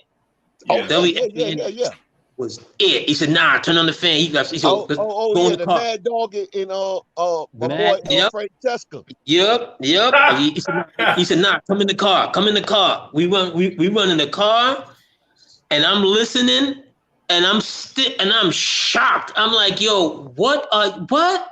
We trying to call in because back then you could be on hold for like 2 hours. Yeah. You could be on. We hanging up, recall, hanging up, recall, hanging up, recall. We trying to call in like, nah, this can't be true. Like, right. No, that's our coach. What are you talking about? Yeah. Like, what happened? And then, those are like some real good days because. Year and a half later, and I used to like Checkers as an executive because I thought he helped. Checkers, me too. I like yes, him too. He helped us. He helped give us stability as well because he hired Riley. He comes on the radio station with them, and he used to have some real insightful, like damn near tampering shit. And they was asking him about something. And I think it's like, well, because they used to push the envelope. Well, Alonzo Mourning, whatever, he's gonna re-sign back with Miami, and Checkers went, oh yeah, let's see about that. Right.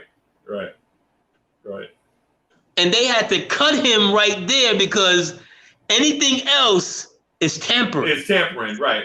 Yeah.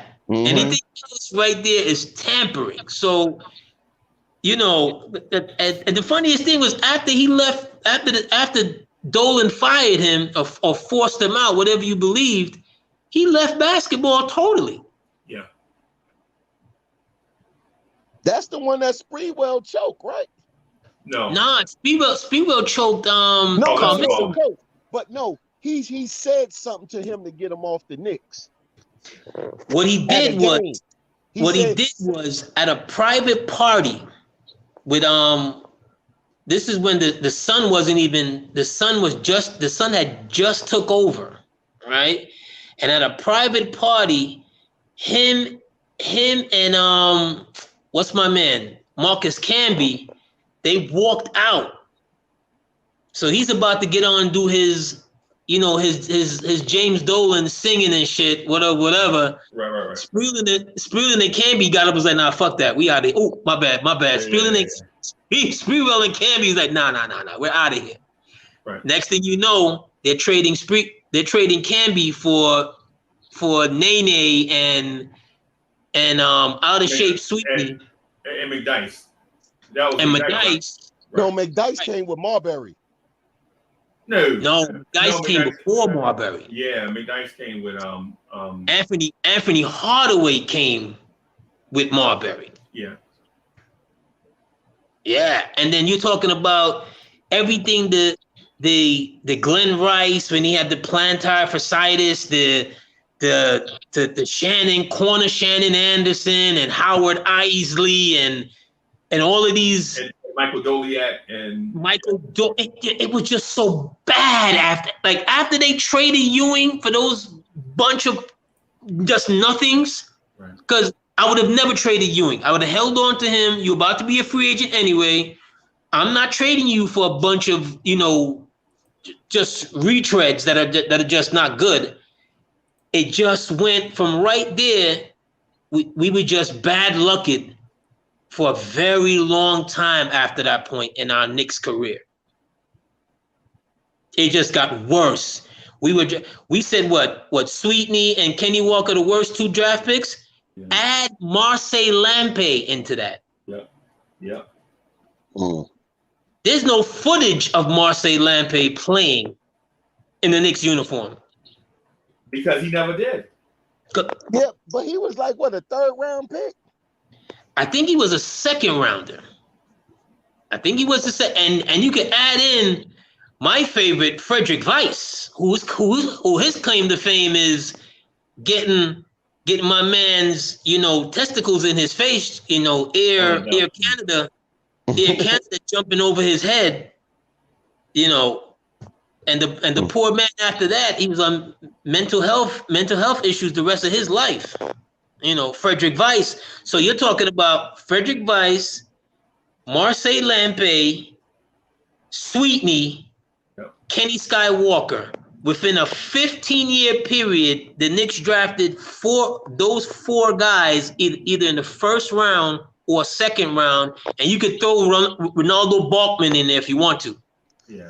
No, you don't know, because Ronaldo Balkman, he still played in the league 10 years. No. I'm saying just in the years, like 15 years from. Yeah, but I don't think Balkman was a bad pick. At the time that you picked him, he was like late 2nd round. Where we had 3. Where we got him. What was him? Nate and David Lee. No, that year was what's my man who became the stretch 4, and we traded him for Zach Randolph. They drafted him, Nate, and David Lee that year. What's my guy? He ended up winning a championship with Cleveland. Big dude. Channing Frye? Yes, Channing Frye. Yeah. Okay. We drafted We drafted Channing Frye, number 8, Nate like 21, and David Lee like at 30. 30. At David 30. Lee got picked at 30. Yeah. Right. David Lee like 30. So. And then Balkman come in the second round from South Carolina the same year. No, we got Balkman, I think, the year before. We actually had Balkman twice. But no, I'm talking about when we drafted him. Right. I think we got him the year before.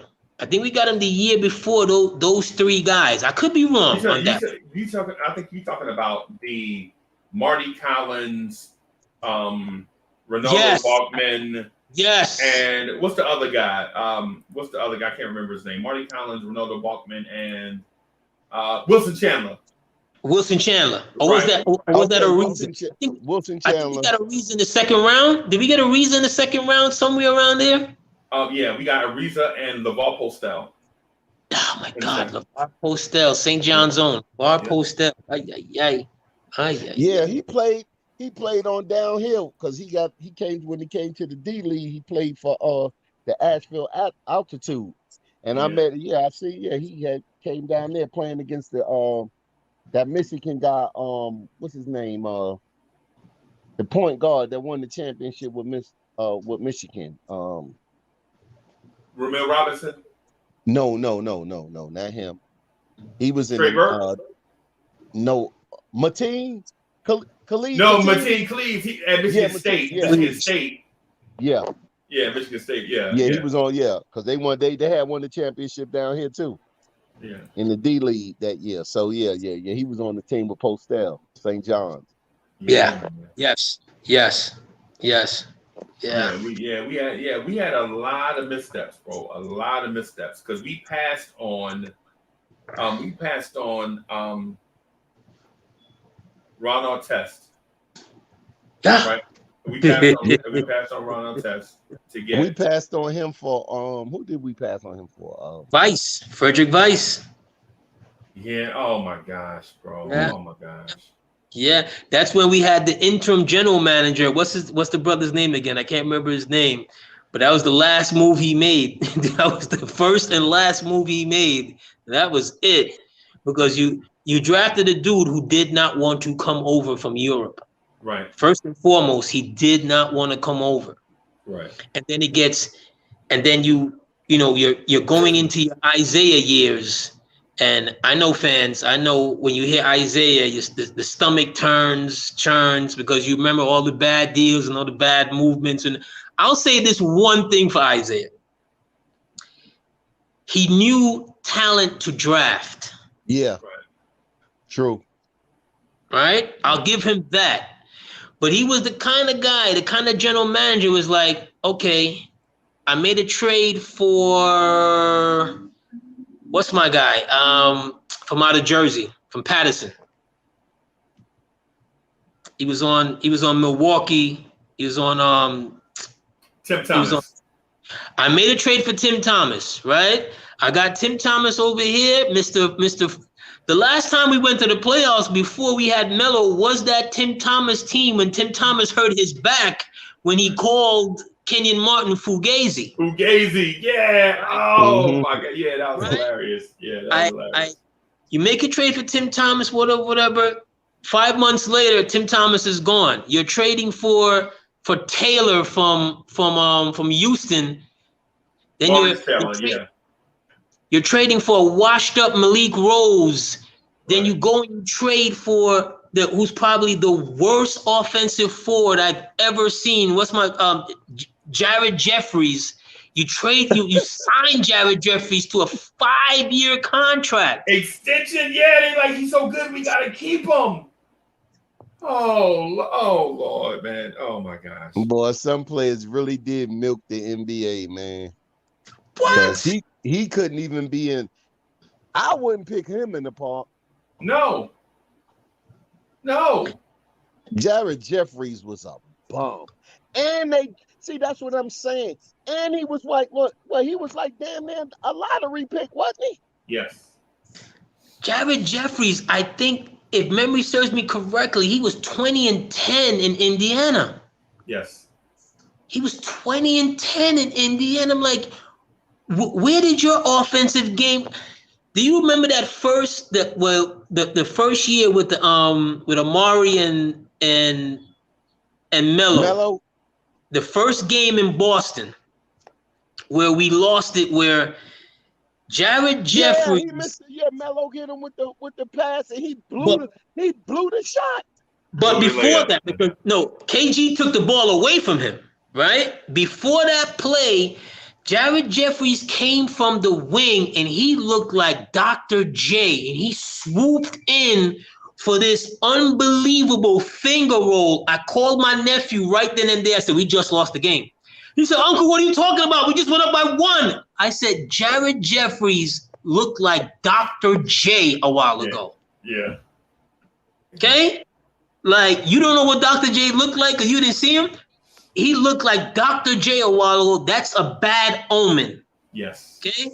Because he never before or ever since made that same kind of play. And then when it came on the line, when Melo gave him the ball underneath the rim, KG took the ball away from him. Right. Hence why I say, Freezie, be leery of 6'10", 6'11" guys under the rim who's scared to go up and bang it. Right. Man, listen, I'm gonna be honest with you. There have been a lot of bad draft picks in our franchise. A lot, right? And not just 10 years ago, right? We've had some bad draft picks recently, right? It makes you scratch your head like, what are they looking at? Like, what do they see in this guy that I don't see? Right? I mean, there were bad draft picks in the 70s too. Like when you go back, like my favorite draft pick, right? My favorite draft pick of the 70s was Bill Cartwright. Because I didn't know what the NBA draft was as a kid until the Bill Cartwright draft. And all my uncles. Man, you got to remember Glenn Gonders it.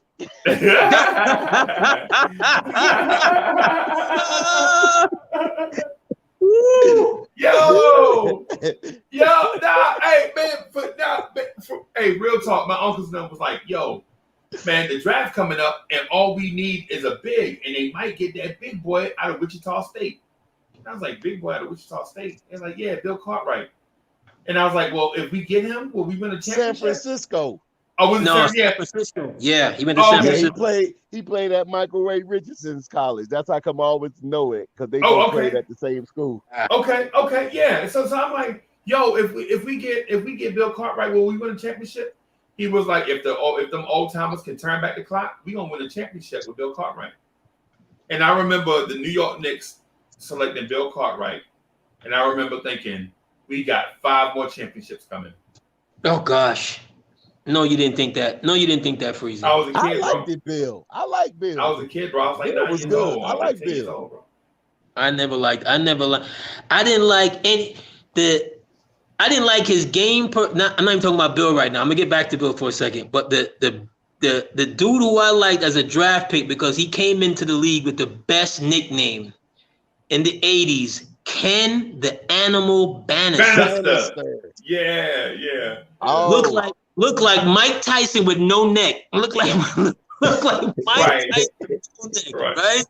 Ken we used to call him Mr. Acne. Yes. Ken the Animal. But I didn't like Bill for one reason. In '84, we had no business being toe-to-toe with Boston. Yeah, right. And the only reason why we was toe-to-toe with Boston was because Bernard just gave everything he had. Right. Just gave everything he had in the series before against Detroit. Again, he had the flu, old Joe Louis Arena. Yeah. Hey, and two hyper extended middle fingers. Yes. Remember that? He had the splints on both middle fingers. Yes. He said hey, look, nowadays, Bernard said they was broke. Right. Yes, he says they were broke. I didn't know they were broken. No, he said they were broke. Wow. Yeah. He said they were broke. They weren't just hyperextended. Yeah, he said they were broke. They were broke, and the last shot, or one of the last shots that put him, in front, he says Hubie Brown was drawing up a play for somebody else in the huddle, and he had to be like, Hubie, what are you doing? Right. Like, it's no time to go for a decoy. Give me the ball. Right. Isaiah's on a rampage. He done scored 16 in a row in less than 2.5 minutes. Yeah. Mm-hmm. And you about to draw up a play for Rory Sparrow? Are you serious? you about to draw up a play for Louis Orr? Louis Orr. Wow. And I remember Hubie Brown, Hubie called the trap on Isaiah. You remember that? They were like, yo, as soon as he crossed half, trap him. And Isaiah did that low crab dribble and weaved in and out of the Knicks and was just going. You couldn't stop Isaiah when he got in his bag, bro. But the crucial play in that game was Darryl Walker near the end of that game stripped Isaiah twice. Yes. And that's how we won that game. Yes. He got him back to back twice. Yes. Didn't the Knicks draft him number 4 overall? Yeah, well, Walker was a low. Yeah, Walker. Oh, but him and Hubie used to get at it. I remember, man, we snuck down from the top because it wasn't even really that packed back then, right? No. Man, Hubie Brown called Darryl Walker. He said, you effing dog. Darryl Walker looked at him and said, yo, mama.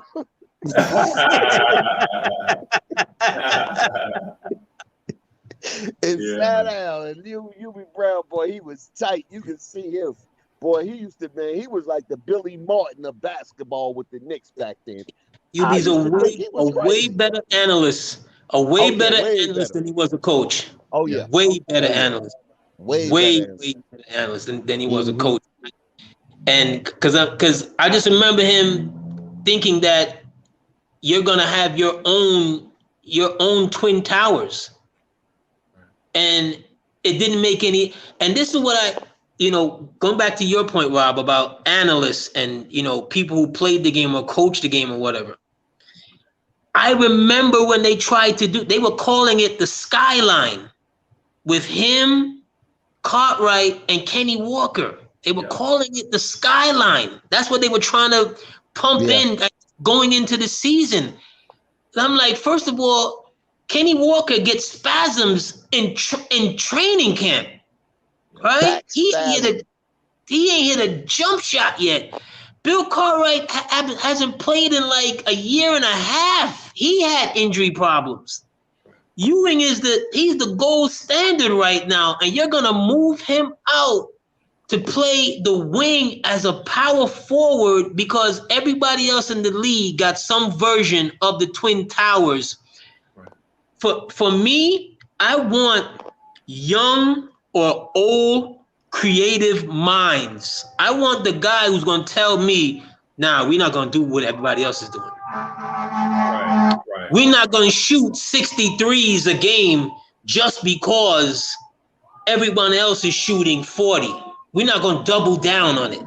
You understand? I'm not going to be Houston in the final game of my season, and I got the defending champions on the ropes. And just because this coach has brought a 3-point philosophy, he died with it. I never ran to see a post-game conference, a post-game that much in my life because I wanted to hear what D'Antoni would say. And D'Antoni doubled down on it. When they asked him point blank, would you do anything different? Would you keep shooting the threes, whatever? Yeah, of course. Yeah. Hey, so Rob, just to answer your question though about that 1983 draft. Yeah. Darryl Walker was selected 12th. 12? Okay. 12. But let me run down real quick. I'm gonna run down real quick of that draft, and y'all let me know if this was a pretty decent draft historically, right? Number 1 was Ralph Sampson to the Houston Rockets. Number 2 was Steve Stepanovich to the Indiana Pacers. Burger without cheese. Right. Hey, number 3 was Rodney McCray. Number Good 4 was Byron the Frenchman Scott out of Arizona State. Good play. Right? Number 5 to Chicago was Sidney Green. Yeah. Number 6 was Russell Cross. He wasn't nothing. Number 7, Thurl Bailey from NC State. Number 8, good play. Yeah, number 8.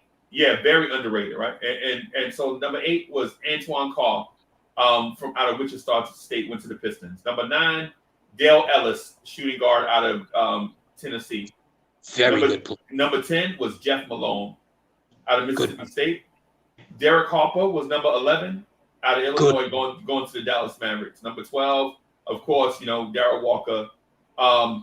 Number 13 was Enos Watley. He was a decent role player backup. Number 14 was Clyde Drexler out of Houston. Number 15 was Howard Carter, right? Number 16 was John Sunvole. Number 17 was Leo Robbins. We actually drafted Leo Robbins' son. Number 18 to Milwaukee was Randy Brewer. Number 19 was John Paxson, Notre Dame, point guard out of Notre Dame. Number 20 was Roy Henson out of Rutgers. Number 21, Greg Kite. Number 22, Randy Whitman. Number 23 was Mitchell Wiggins. He's got a son that plays in the NBA right now. And number 24 was Stuart Granger. But just real quick, other notable names: Sidney Lowe was drafted with the first pick in the second round. Mark West, Doc Rivers out of Marquette. There's other notable names, just real quick.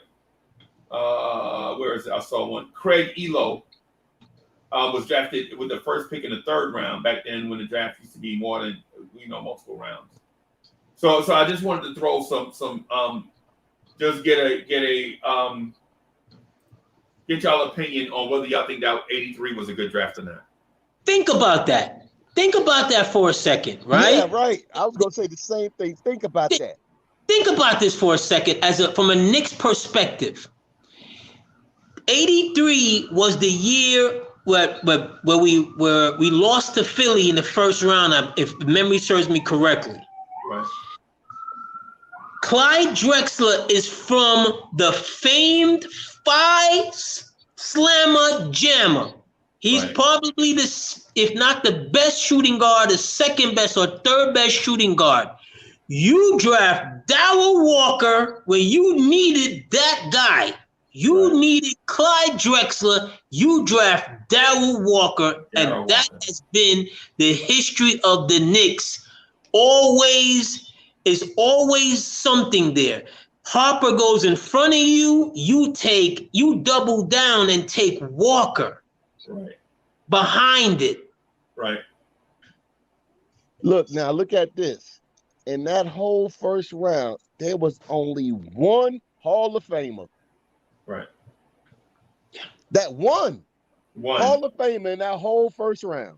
And you passed on them. Yeah. Everybody passed on, not just the Knicks. Right. Everybody.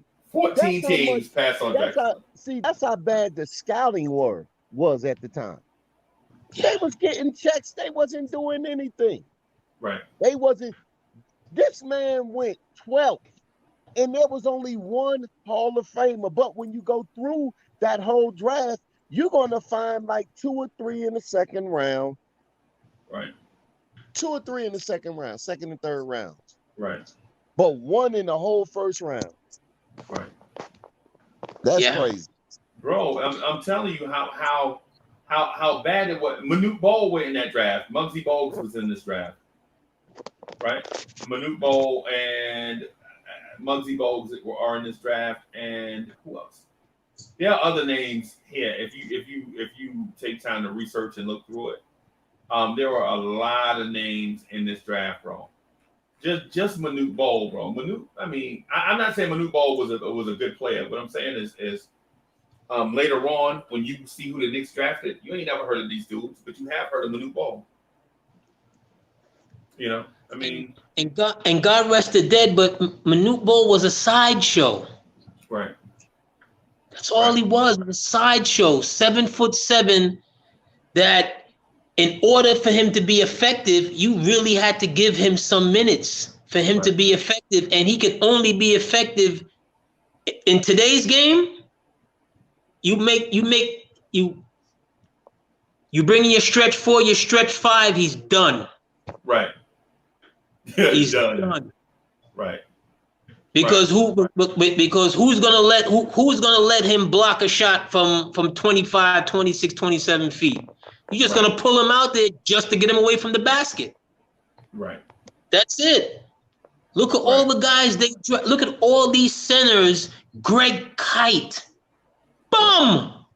Right. No disrespect, but as a player, bum.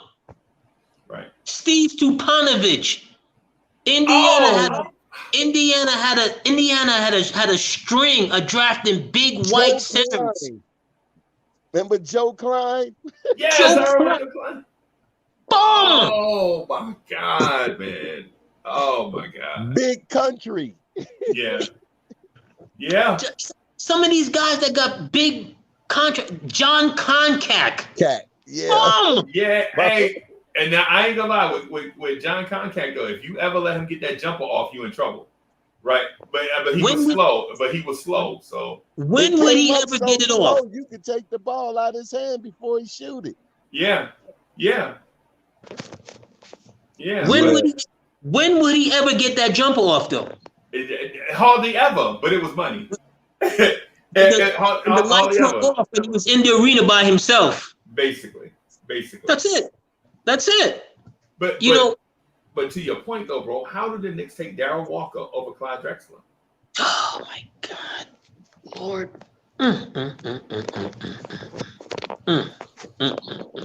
Sometimes you gotta have, and I asked this the other day twice, and I said, who's more important, RJ Barrett or the guy who could draft a RJ Barrett and draft better than a RJ Barrett? It's gotta be your drafting department. So when I say this, and Knicks fans like, oh, you can't trade RJ Barrett, you can't trade. If we think that, what's our key draft guy? What's his name again? Walt Perrin. If we think Walt Perrin, who did very good things over in Utah, and there's a deal up there that's gonna make us better, as we're talking, let's move a little forward in this conversation. That's going to make us better. Why would we not trust Walt Perrin and say, well, look, somewhere in the middle of this draft right here, if we get A, B, or C, we can be better. So we can move on from him if it makes us better. Who do you trust? You're not going to get nothing in the middle of the draft, really, right now, that's going to be better than RJ right now. No, I'm not saying that. I'm saying if you traded him and you got something better, and yet still in the middle of the draft, he was able to still pull another piece that's usable. Well, being better is being better, but at what age do you want to be better? You can get a better situation right now, but in the long run, is you going to be better?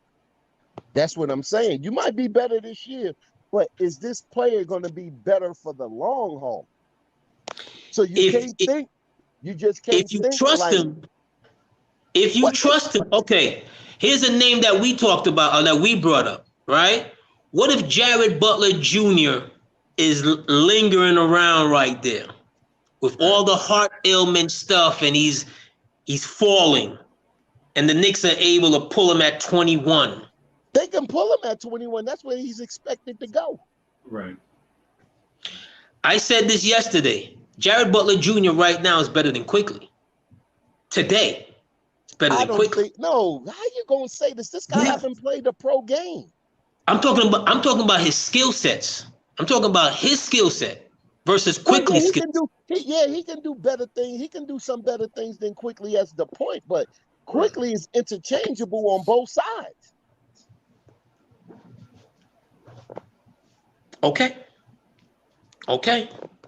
But if he's the guy that's making the picks and we trust him, You have to trust that he knows what he's doing. I can see him and Quickly functioning on the same team.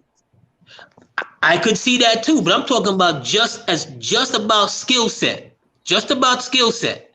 Off ball, on ball. Whose skill sets are better? Butler's. Well, look, he right now, the dude right now, but you know, it's like your skill set may be better, but you still got learning to do on both ends. So I'm saying, like, you know, we don't have to sacrifice a player to get another player. Why not keep both? Right. You know, that's the way I look at it. Everything doesn't have to come up to be a sacrifice, because the smart GMs keep the good pieces that they have and add to it. That's how your team get better. You don't sacrifice one good piece for another good piece, because you're right back in the same situation that you was the year before.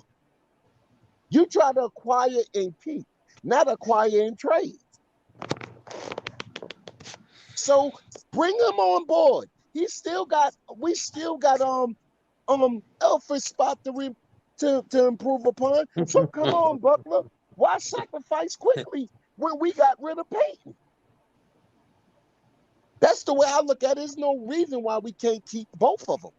Right. If we draft them. And you don't sacrifice him for that. Because you can always find, because down the line, that's saying like Jared Springer got a better skill, got just as good a skill set as Butler without the heart condition. So what we do, we leave the heart condition alone, and then we get Springer, but then we wait. It's always something like that you can do. So have the mindset to keep the good things that you already have, and then if you have to do it, you're gonna flip a player for a superstar, not for just another player. That was my point, Rob. I wasn't talking about flipping 1A for 1A. I wasn't talking about that. I was talking about, what if you were flipping for Dame per se, and quickly had to go in that trade, but yet still you could bounce back and go get you a Jared Butler in the draft. You still have the option to get you a Jared Butler in the draft. That's what I was. You got him playing. If you're gonna go get Damon, then why are you gonna need a Jared? Because you just got your point. That wouldn't be what you would want to do. Because you just spent all of this for an all-star point, but then now you're gonna draft another point. I would still draft the point. No, I would still draft the point, because you would still need that production coming up off your bench. No, not right now. Young production. Look, no, this is what I would do. If I'm gonna do that, I'm not gonna draft a point. You know what I'm saying? I can get a backup point around the league for the $5 million. I can get a backup point. I can keep Derrick Rose for that instance instead of drafting something. We still need at 3. And you're just gonna abandon the 3 just to get another backup. Right. Let me ask y'all this, because I understand where y'all going with that draft question, but let me ask y'all about this draft question. So historically, we consider Kenny Walker a bad draft pick, right? In the 1986 draft. Not that we consider. Don't make it an if. Okay. So what about the guys that were drafted before and after Kenny Walker? Right. So Brad Daugherty, the center out of North Carolina, was number 1. Len Bias, the forward out of Maryland, was drafted number 2. Right. The Knicks drafted Kenny Walker at 5. We had a top 5 pick and drafted Kenny Skywalker, right? Who was the 4th and the 3rd? Who was the 4th pick? Chuck Person. Okay. Right? But I'm gonna name off some names after, in just the first round, but I'm gonna name some names after Kenny Walker was taken. Roy Topley, Ron Harper, right? Mm-hmm. Brad Sellers, Johnny Dawkins, John Sally, Hot Rod Williams, Pearl Washington, and my favorite, who I thought the Knicks should get, Walter Berry. Yes. Del Curry, Mark Allery, Billy Thompson, Buck Johnson, Scott Skiles, Mark Price. Mark Price was the first pick in the second round. And with the 5th pick in the second round, the New York Knicks took Johnny Dawkins. Dennis Rodman was in that draft. Kevin Duckworth. Milt Wagner was in that draft. Raphael Addison was in that draft. Jeff Hornacek was in that draft. David Wingate went after that guy. Went after my man. Who else could we see? Kenny Gaddison. Who else? Drazen Petrovic. Who else? I'm just looking for. I'm gonna try to see if there was another name in here that I saw. Let me see. There was one more. Pete Myers. That's about it out of that draft. But when we took Kenny Walker, did y'all hear the names that I mentioned after Kenny Walker? Roy Topley, Ron Harper, Brad Sellers, Johnny Dawkins, John Sally, Hot Rod Williams, Pearl Washington, Walter Berry, Del Curry. And the thing is, those guys went back to back after Kenny Walker. They took Kenny for 2 reasons. 1, he came from a big name program. And 2, the word coming into that draft, where there were a lot of guys that had addiction problems. Right. That had some problems going on. I thought they should have took Walter. I wanted them to take Roy Tarpley, but Roy had a problem. You know, you couldn't have gone wrong. For me, Pearl Washington is one of the best point guards to come out of this area, period. And for some particular reason, they didn't even give him a sniff. Right. They didn't even give him a sniff. It's just because that Kenny came from a big name school at that time, and you're playing to match up against who's your competitors. Right. Kenny is 6'8", power forward. The best power forward in the game in your conference is McHale. Right. He couldn't guard McHale or have McHale guard him no time of the day. He wasn't that good. Right. Then they had to make him into a small forward, and he could not shoot. But that's what they brought him in as, a small forward. He couldn't come play that position because Bernard had got hurt. That's why they did that position. No, Bernard what I'm saying was, in Kentucky, he was a 6'8" power forward down in the paint. No, he played the 3. Right. Not at Kentucky. Yeah, Kentucky. He played the 3. He was only 6'8". Right. 6'7", 6'8". Like 200 pounds. Yeah, he was playing. He was a small forward. And he couldn't shoot. He couldn't shoot in college. But see, he was jumping over everybody in college. So this reminds me of an Obi Toppin pick. Oh no, Obi's not. Way. No, Obi's shoot. No, Obi's not Kenny. No, nowhere near.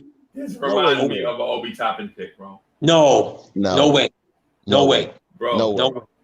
No way. So Julius Blum, thank you for the super chat. I saw Kenny Walker cry on the court. I saw Kenny Walker cry on the court. If that man did not win the slam dunk competition that year, he would have been totally useless. Literally, that slam dunk competition gave him a little bit of confidence for whatever the rest of his NBA career was into when he went overseas and whatever, and he could still be Kenny Skywalker and jump and dunk. I saw that man, Rick Pitino, had to give him a pep talk. That man was crying on the court. Right. That's how bad Knicks fans booed him. Right. Our saving grace for that draft was Johnny Newman. We drafted Johnny Newman in that same draft. And I'm not saying that Johnny Newman was a Johnny Newman great was player. Nice. I like Johnny. But we didn't draft Newman. Yes, we didn't draft Newman. Yes, we did. We signed Al Bianchi signed Newman off the free agent wire. Are you sure? It said right here he was drafted. Yeah, he was drafted, but not by us. I think he went to Did he go to Virginia or something he went to Richmond. Right, Virginia. Yeah. Al Bianchi signed him off of the free agent wire when they came on like the following year. Yeah, in like 87. He was cut. I don't know what the team didn't like in him or whatever. They cut him. Al Bianchi swooped in and signed him. That's how he got to the Knicks. The Knicks didn't draft him. Okay, so this basketball reference thing might be wrong. I don't remember the 86-87 season training camp. I do remember the 87-88 training camp when Johnny Newman was giving Kenny Walker the business in training camp. I do remember that. And Johnny Newman hustled his way into a relationship with Mark Jackson, wound up being Mark Jackson's go-to guy on the wing when the Knicks had just started to get into that three-point bombing stage. Yeah. You remember when it was Mark Jackson, Gerald Wilkins, Johnny Newman, and a bunch of guys that they led the league in three-point attempts. They were only taking like 7 to 10 threes a game. Think about that. Yeah. Guys are taking 7 to 10 threes in the first 4 minutes of a game. They were only taking that for the entire game, and they were called the Bomb Squad. They had posters and pictures. They were hyping it up. Right. I remember that. They all had on the Snoopy with the glasses and the pilot. Yeah, the flight jackets, yeah. The flight jackets. They were hyping that up. Right. No doubt. But yeah, man, so we added Johnny Newman. I remember him being a saving grace. And as a matter of fact, you know who else I remember being a saving grace? Starks in 90 or 91. Was it 90, 91? Whatever year it was. The Knicks had everybody hurt. It was ridiculous. Everybody hurt. So Riley sends this kid, John Starks, to the score table, and was like, man, just give me some minutes. And John Starks tells a story where he comes into the game and he walks up to Mike. He's like, hey, Mike, how you doing, man? I'm John Starks. And John Starks was like, and Michael Jordan was like, shut up. And if you talk, you address me by Mr. Jordan. And so it begins. That sounds about right. And so it begins. That sounds about right. Right. And so it's like a lot of times where we swing and miss in a draft, we kind of make up for it with like guys that we find like people don't realize how many times Anthony Mason got cut by the Portland Trailblazers. They cut him, bring him back, cut him, bring him back, cut him, bring him back, cut him, bring him back. And then since he's from New York, he tried out with New York and he wound up sticking. Right? He go overseas, play in some league, he do his thing, and he tried out for the Knicks and he wound up sticking. The Knicks didn't draft Anthony Mason. No. There's a lot of guys like that throughout the league that for one reason or another, they have their jacket follows them, and where they might have cursed out an AAU coach, they might have did something, they didn't wear the sneakers that they wanted them to wear, right, and whatever. There's a lot of guys filtered throughout the world, that should be playing in the NBA, but it's not a skill thing, it's a relationship thing. Because look at that. Whoever the Knicks advanced scouts were, they plucked John Starks and Anthony Mason at the same time. Yep. At the same time. Houston plucked Mario Elie from New York, another one, at the same around that same 2-3 year span. Right. And it make you think, well, no one else saw that these guys can ball? What was it? Right. What was it? Right. You see what I'm saying? Right. And then at the same time, you see teams like the Detroit Pistons go into the draft. And I'm talking about back then. The Detroit Pistons go into the same draft and get 1 year they get Joe Dumars and somebody. and the next year they get John Sally and Dennis Rodman. You know what I'm saying? So you like, how do you hit on 4 draft picks in 2 years? Everybody contributing. But the Knicks draft Kenny Walker at number 5. Too many of these teams, they like guys with no backbone, guys with no fire, guys who just want to just, yes, sir, and they're going to be on time, it's never going to be a problem.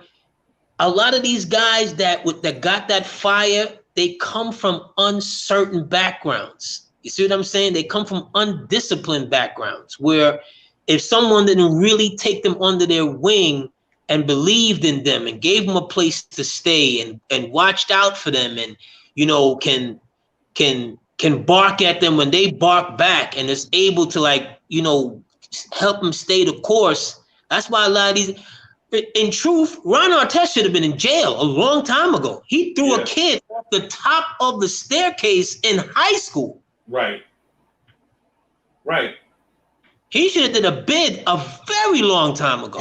He threw a chair at Mike Jarvis. Okay. And because he could ball, and because someone was able to say, all right, Ron, all right, I'm gonna let you cool off a little bit, and believed in him enough and said, all right, no, this guy can help us win. And that's a catch-22, because do you really love the kid, or you just want to help? You want him to help you win. Right. See what I'm saying?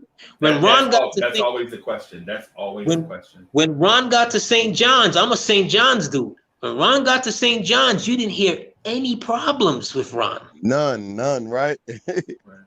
You didn't hear nothing about nothing. It's not until he gets in the league and he gets a job at Target while he's an NBA player, you started hearing scuttlebutt that something is not right. Yeah, but you ain't hear nothing about Rasheed Wallace either. Till he got in the pros. So he got in the pros. Right. We didn't hear nothing. Right. You know what I'm saying? But it's a lot of those ball players that they got that certain fire, that certain winning mentality that you need. You need a guy, you need a butler to come in and to look at Cat and call him a bum, call Wiggins a bum, right, and let him know you're not leaving practice until you score on me. Right. Okay? What Kobe did to Randall when they landed back at his hometown, and Kobe was like, okay, what you doing tonight? Like, no, I'm gonna hang out, I'm going to the club, whatever. Kobe's not, no, you're not. Right. We're going to the gym. Right. You need that. Yeah, man. Well, it's a lot of that stuff. Hey, man. Hey, listen. I gotta run. I gotta get out because I gotta get ready to go into work, just like Rob the Knick, man. But I kind of like this, man. Hey, Rob, I kind of like this, bro. Me too. Maybe we can kind of do it again sometime. And for those in the chat, I kept the video thing closed, man, because what I wanted to do is get our guys to reminisce about the history of the New York Knicks. And the reason why is because a lot of times when we get on the video panel, we don't have time to tell stories and think back in the day, because there's so many people that want to get their points in. And so this barbershop style joint that we doing right now is just something that I felt like I owed to Anthony D and to Rob the Knick, because a lot of times we get on, we don't get the chance to kind of relax and share this information with y'all. So I hope y'all had fun listening to us reminisce about the Knicks. I'm gonna get with the guys and see if they want to do it again at some point. You know what I'm saying? Man, they gonna lose to France. Hey, man, you know that's not live, right? Oh, it's not. Oh. No, we already know the outcome. We just didn't tell you because you ain't seen it. Oh, okay. We ain't gonna tell. We trying to keep the out. We wasn't gonna tell you the outcome because we already know it. Yeah, man, it's crazy, right? But anyway, anyway, man. Thank y'all for coming through, man. Maybe we can do it again another time, maybe after the draft, before before training camp or something, maybe before the summer league or something like that. If we could get our schedules lined up. Again, Anthony, AD, thank you. Rob, Freezie, No doubt. thank you. You know, you guys brought back a lot of memories, a lot of good basketball, a lot of good basketball memories. I'm gonna share a quick little one. You know, after that game 7, and I'm putting them on Front Street, but that's my family, so I could do that. My brother cried his eyes out. Yeah. My brother in his double bunk bedroom, and I can't even lie to you. His tears brought my tears. Yeah. His tears brought my tears because I was sitting there in utter shock. Yeah. I know what you mean. In utter shock. I never thought that we would have lost. And that's why I say, you know, just to go back up just a little second, that's why the things that those guys would backbite each other and say things about each other. And I'm like, if you guys only realized, or maybe you do and don't care, that the love is always no one's gonna ever make me not love John Starks, Anthony Bonner, Herb Williams. Yeah, man. Oh, you know, nearly 2% Greg, body fat. Greg Anthony. You know what I'm saying? Pretty sure Greg up in Phoenix ran off the bench and bust Kevin Johnson in his head. He wasn't even in the game. He was in street clothes. Yep. You know what I'm saying? So, you know, the love for the team is unconditional. I want to win the championship management. You know what I'm saying? I want to add to the story. I want to add to the memories. And that's what it is. That's what it is. That's what it is. So, fellas, that's right. Enjoy the rest of your Sunday. Enjoy y'all Sunday, bro. Knick family for life. Y'all already know what it is.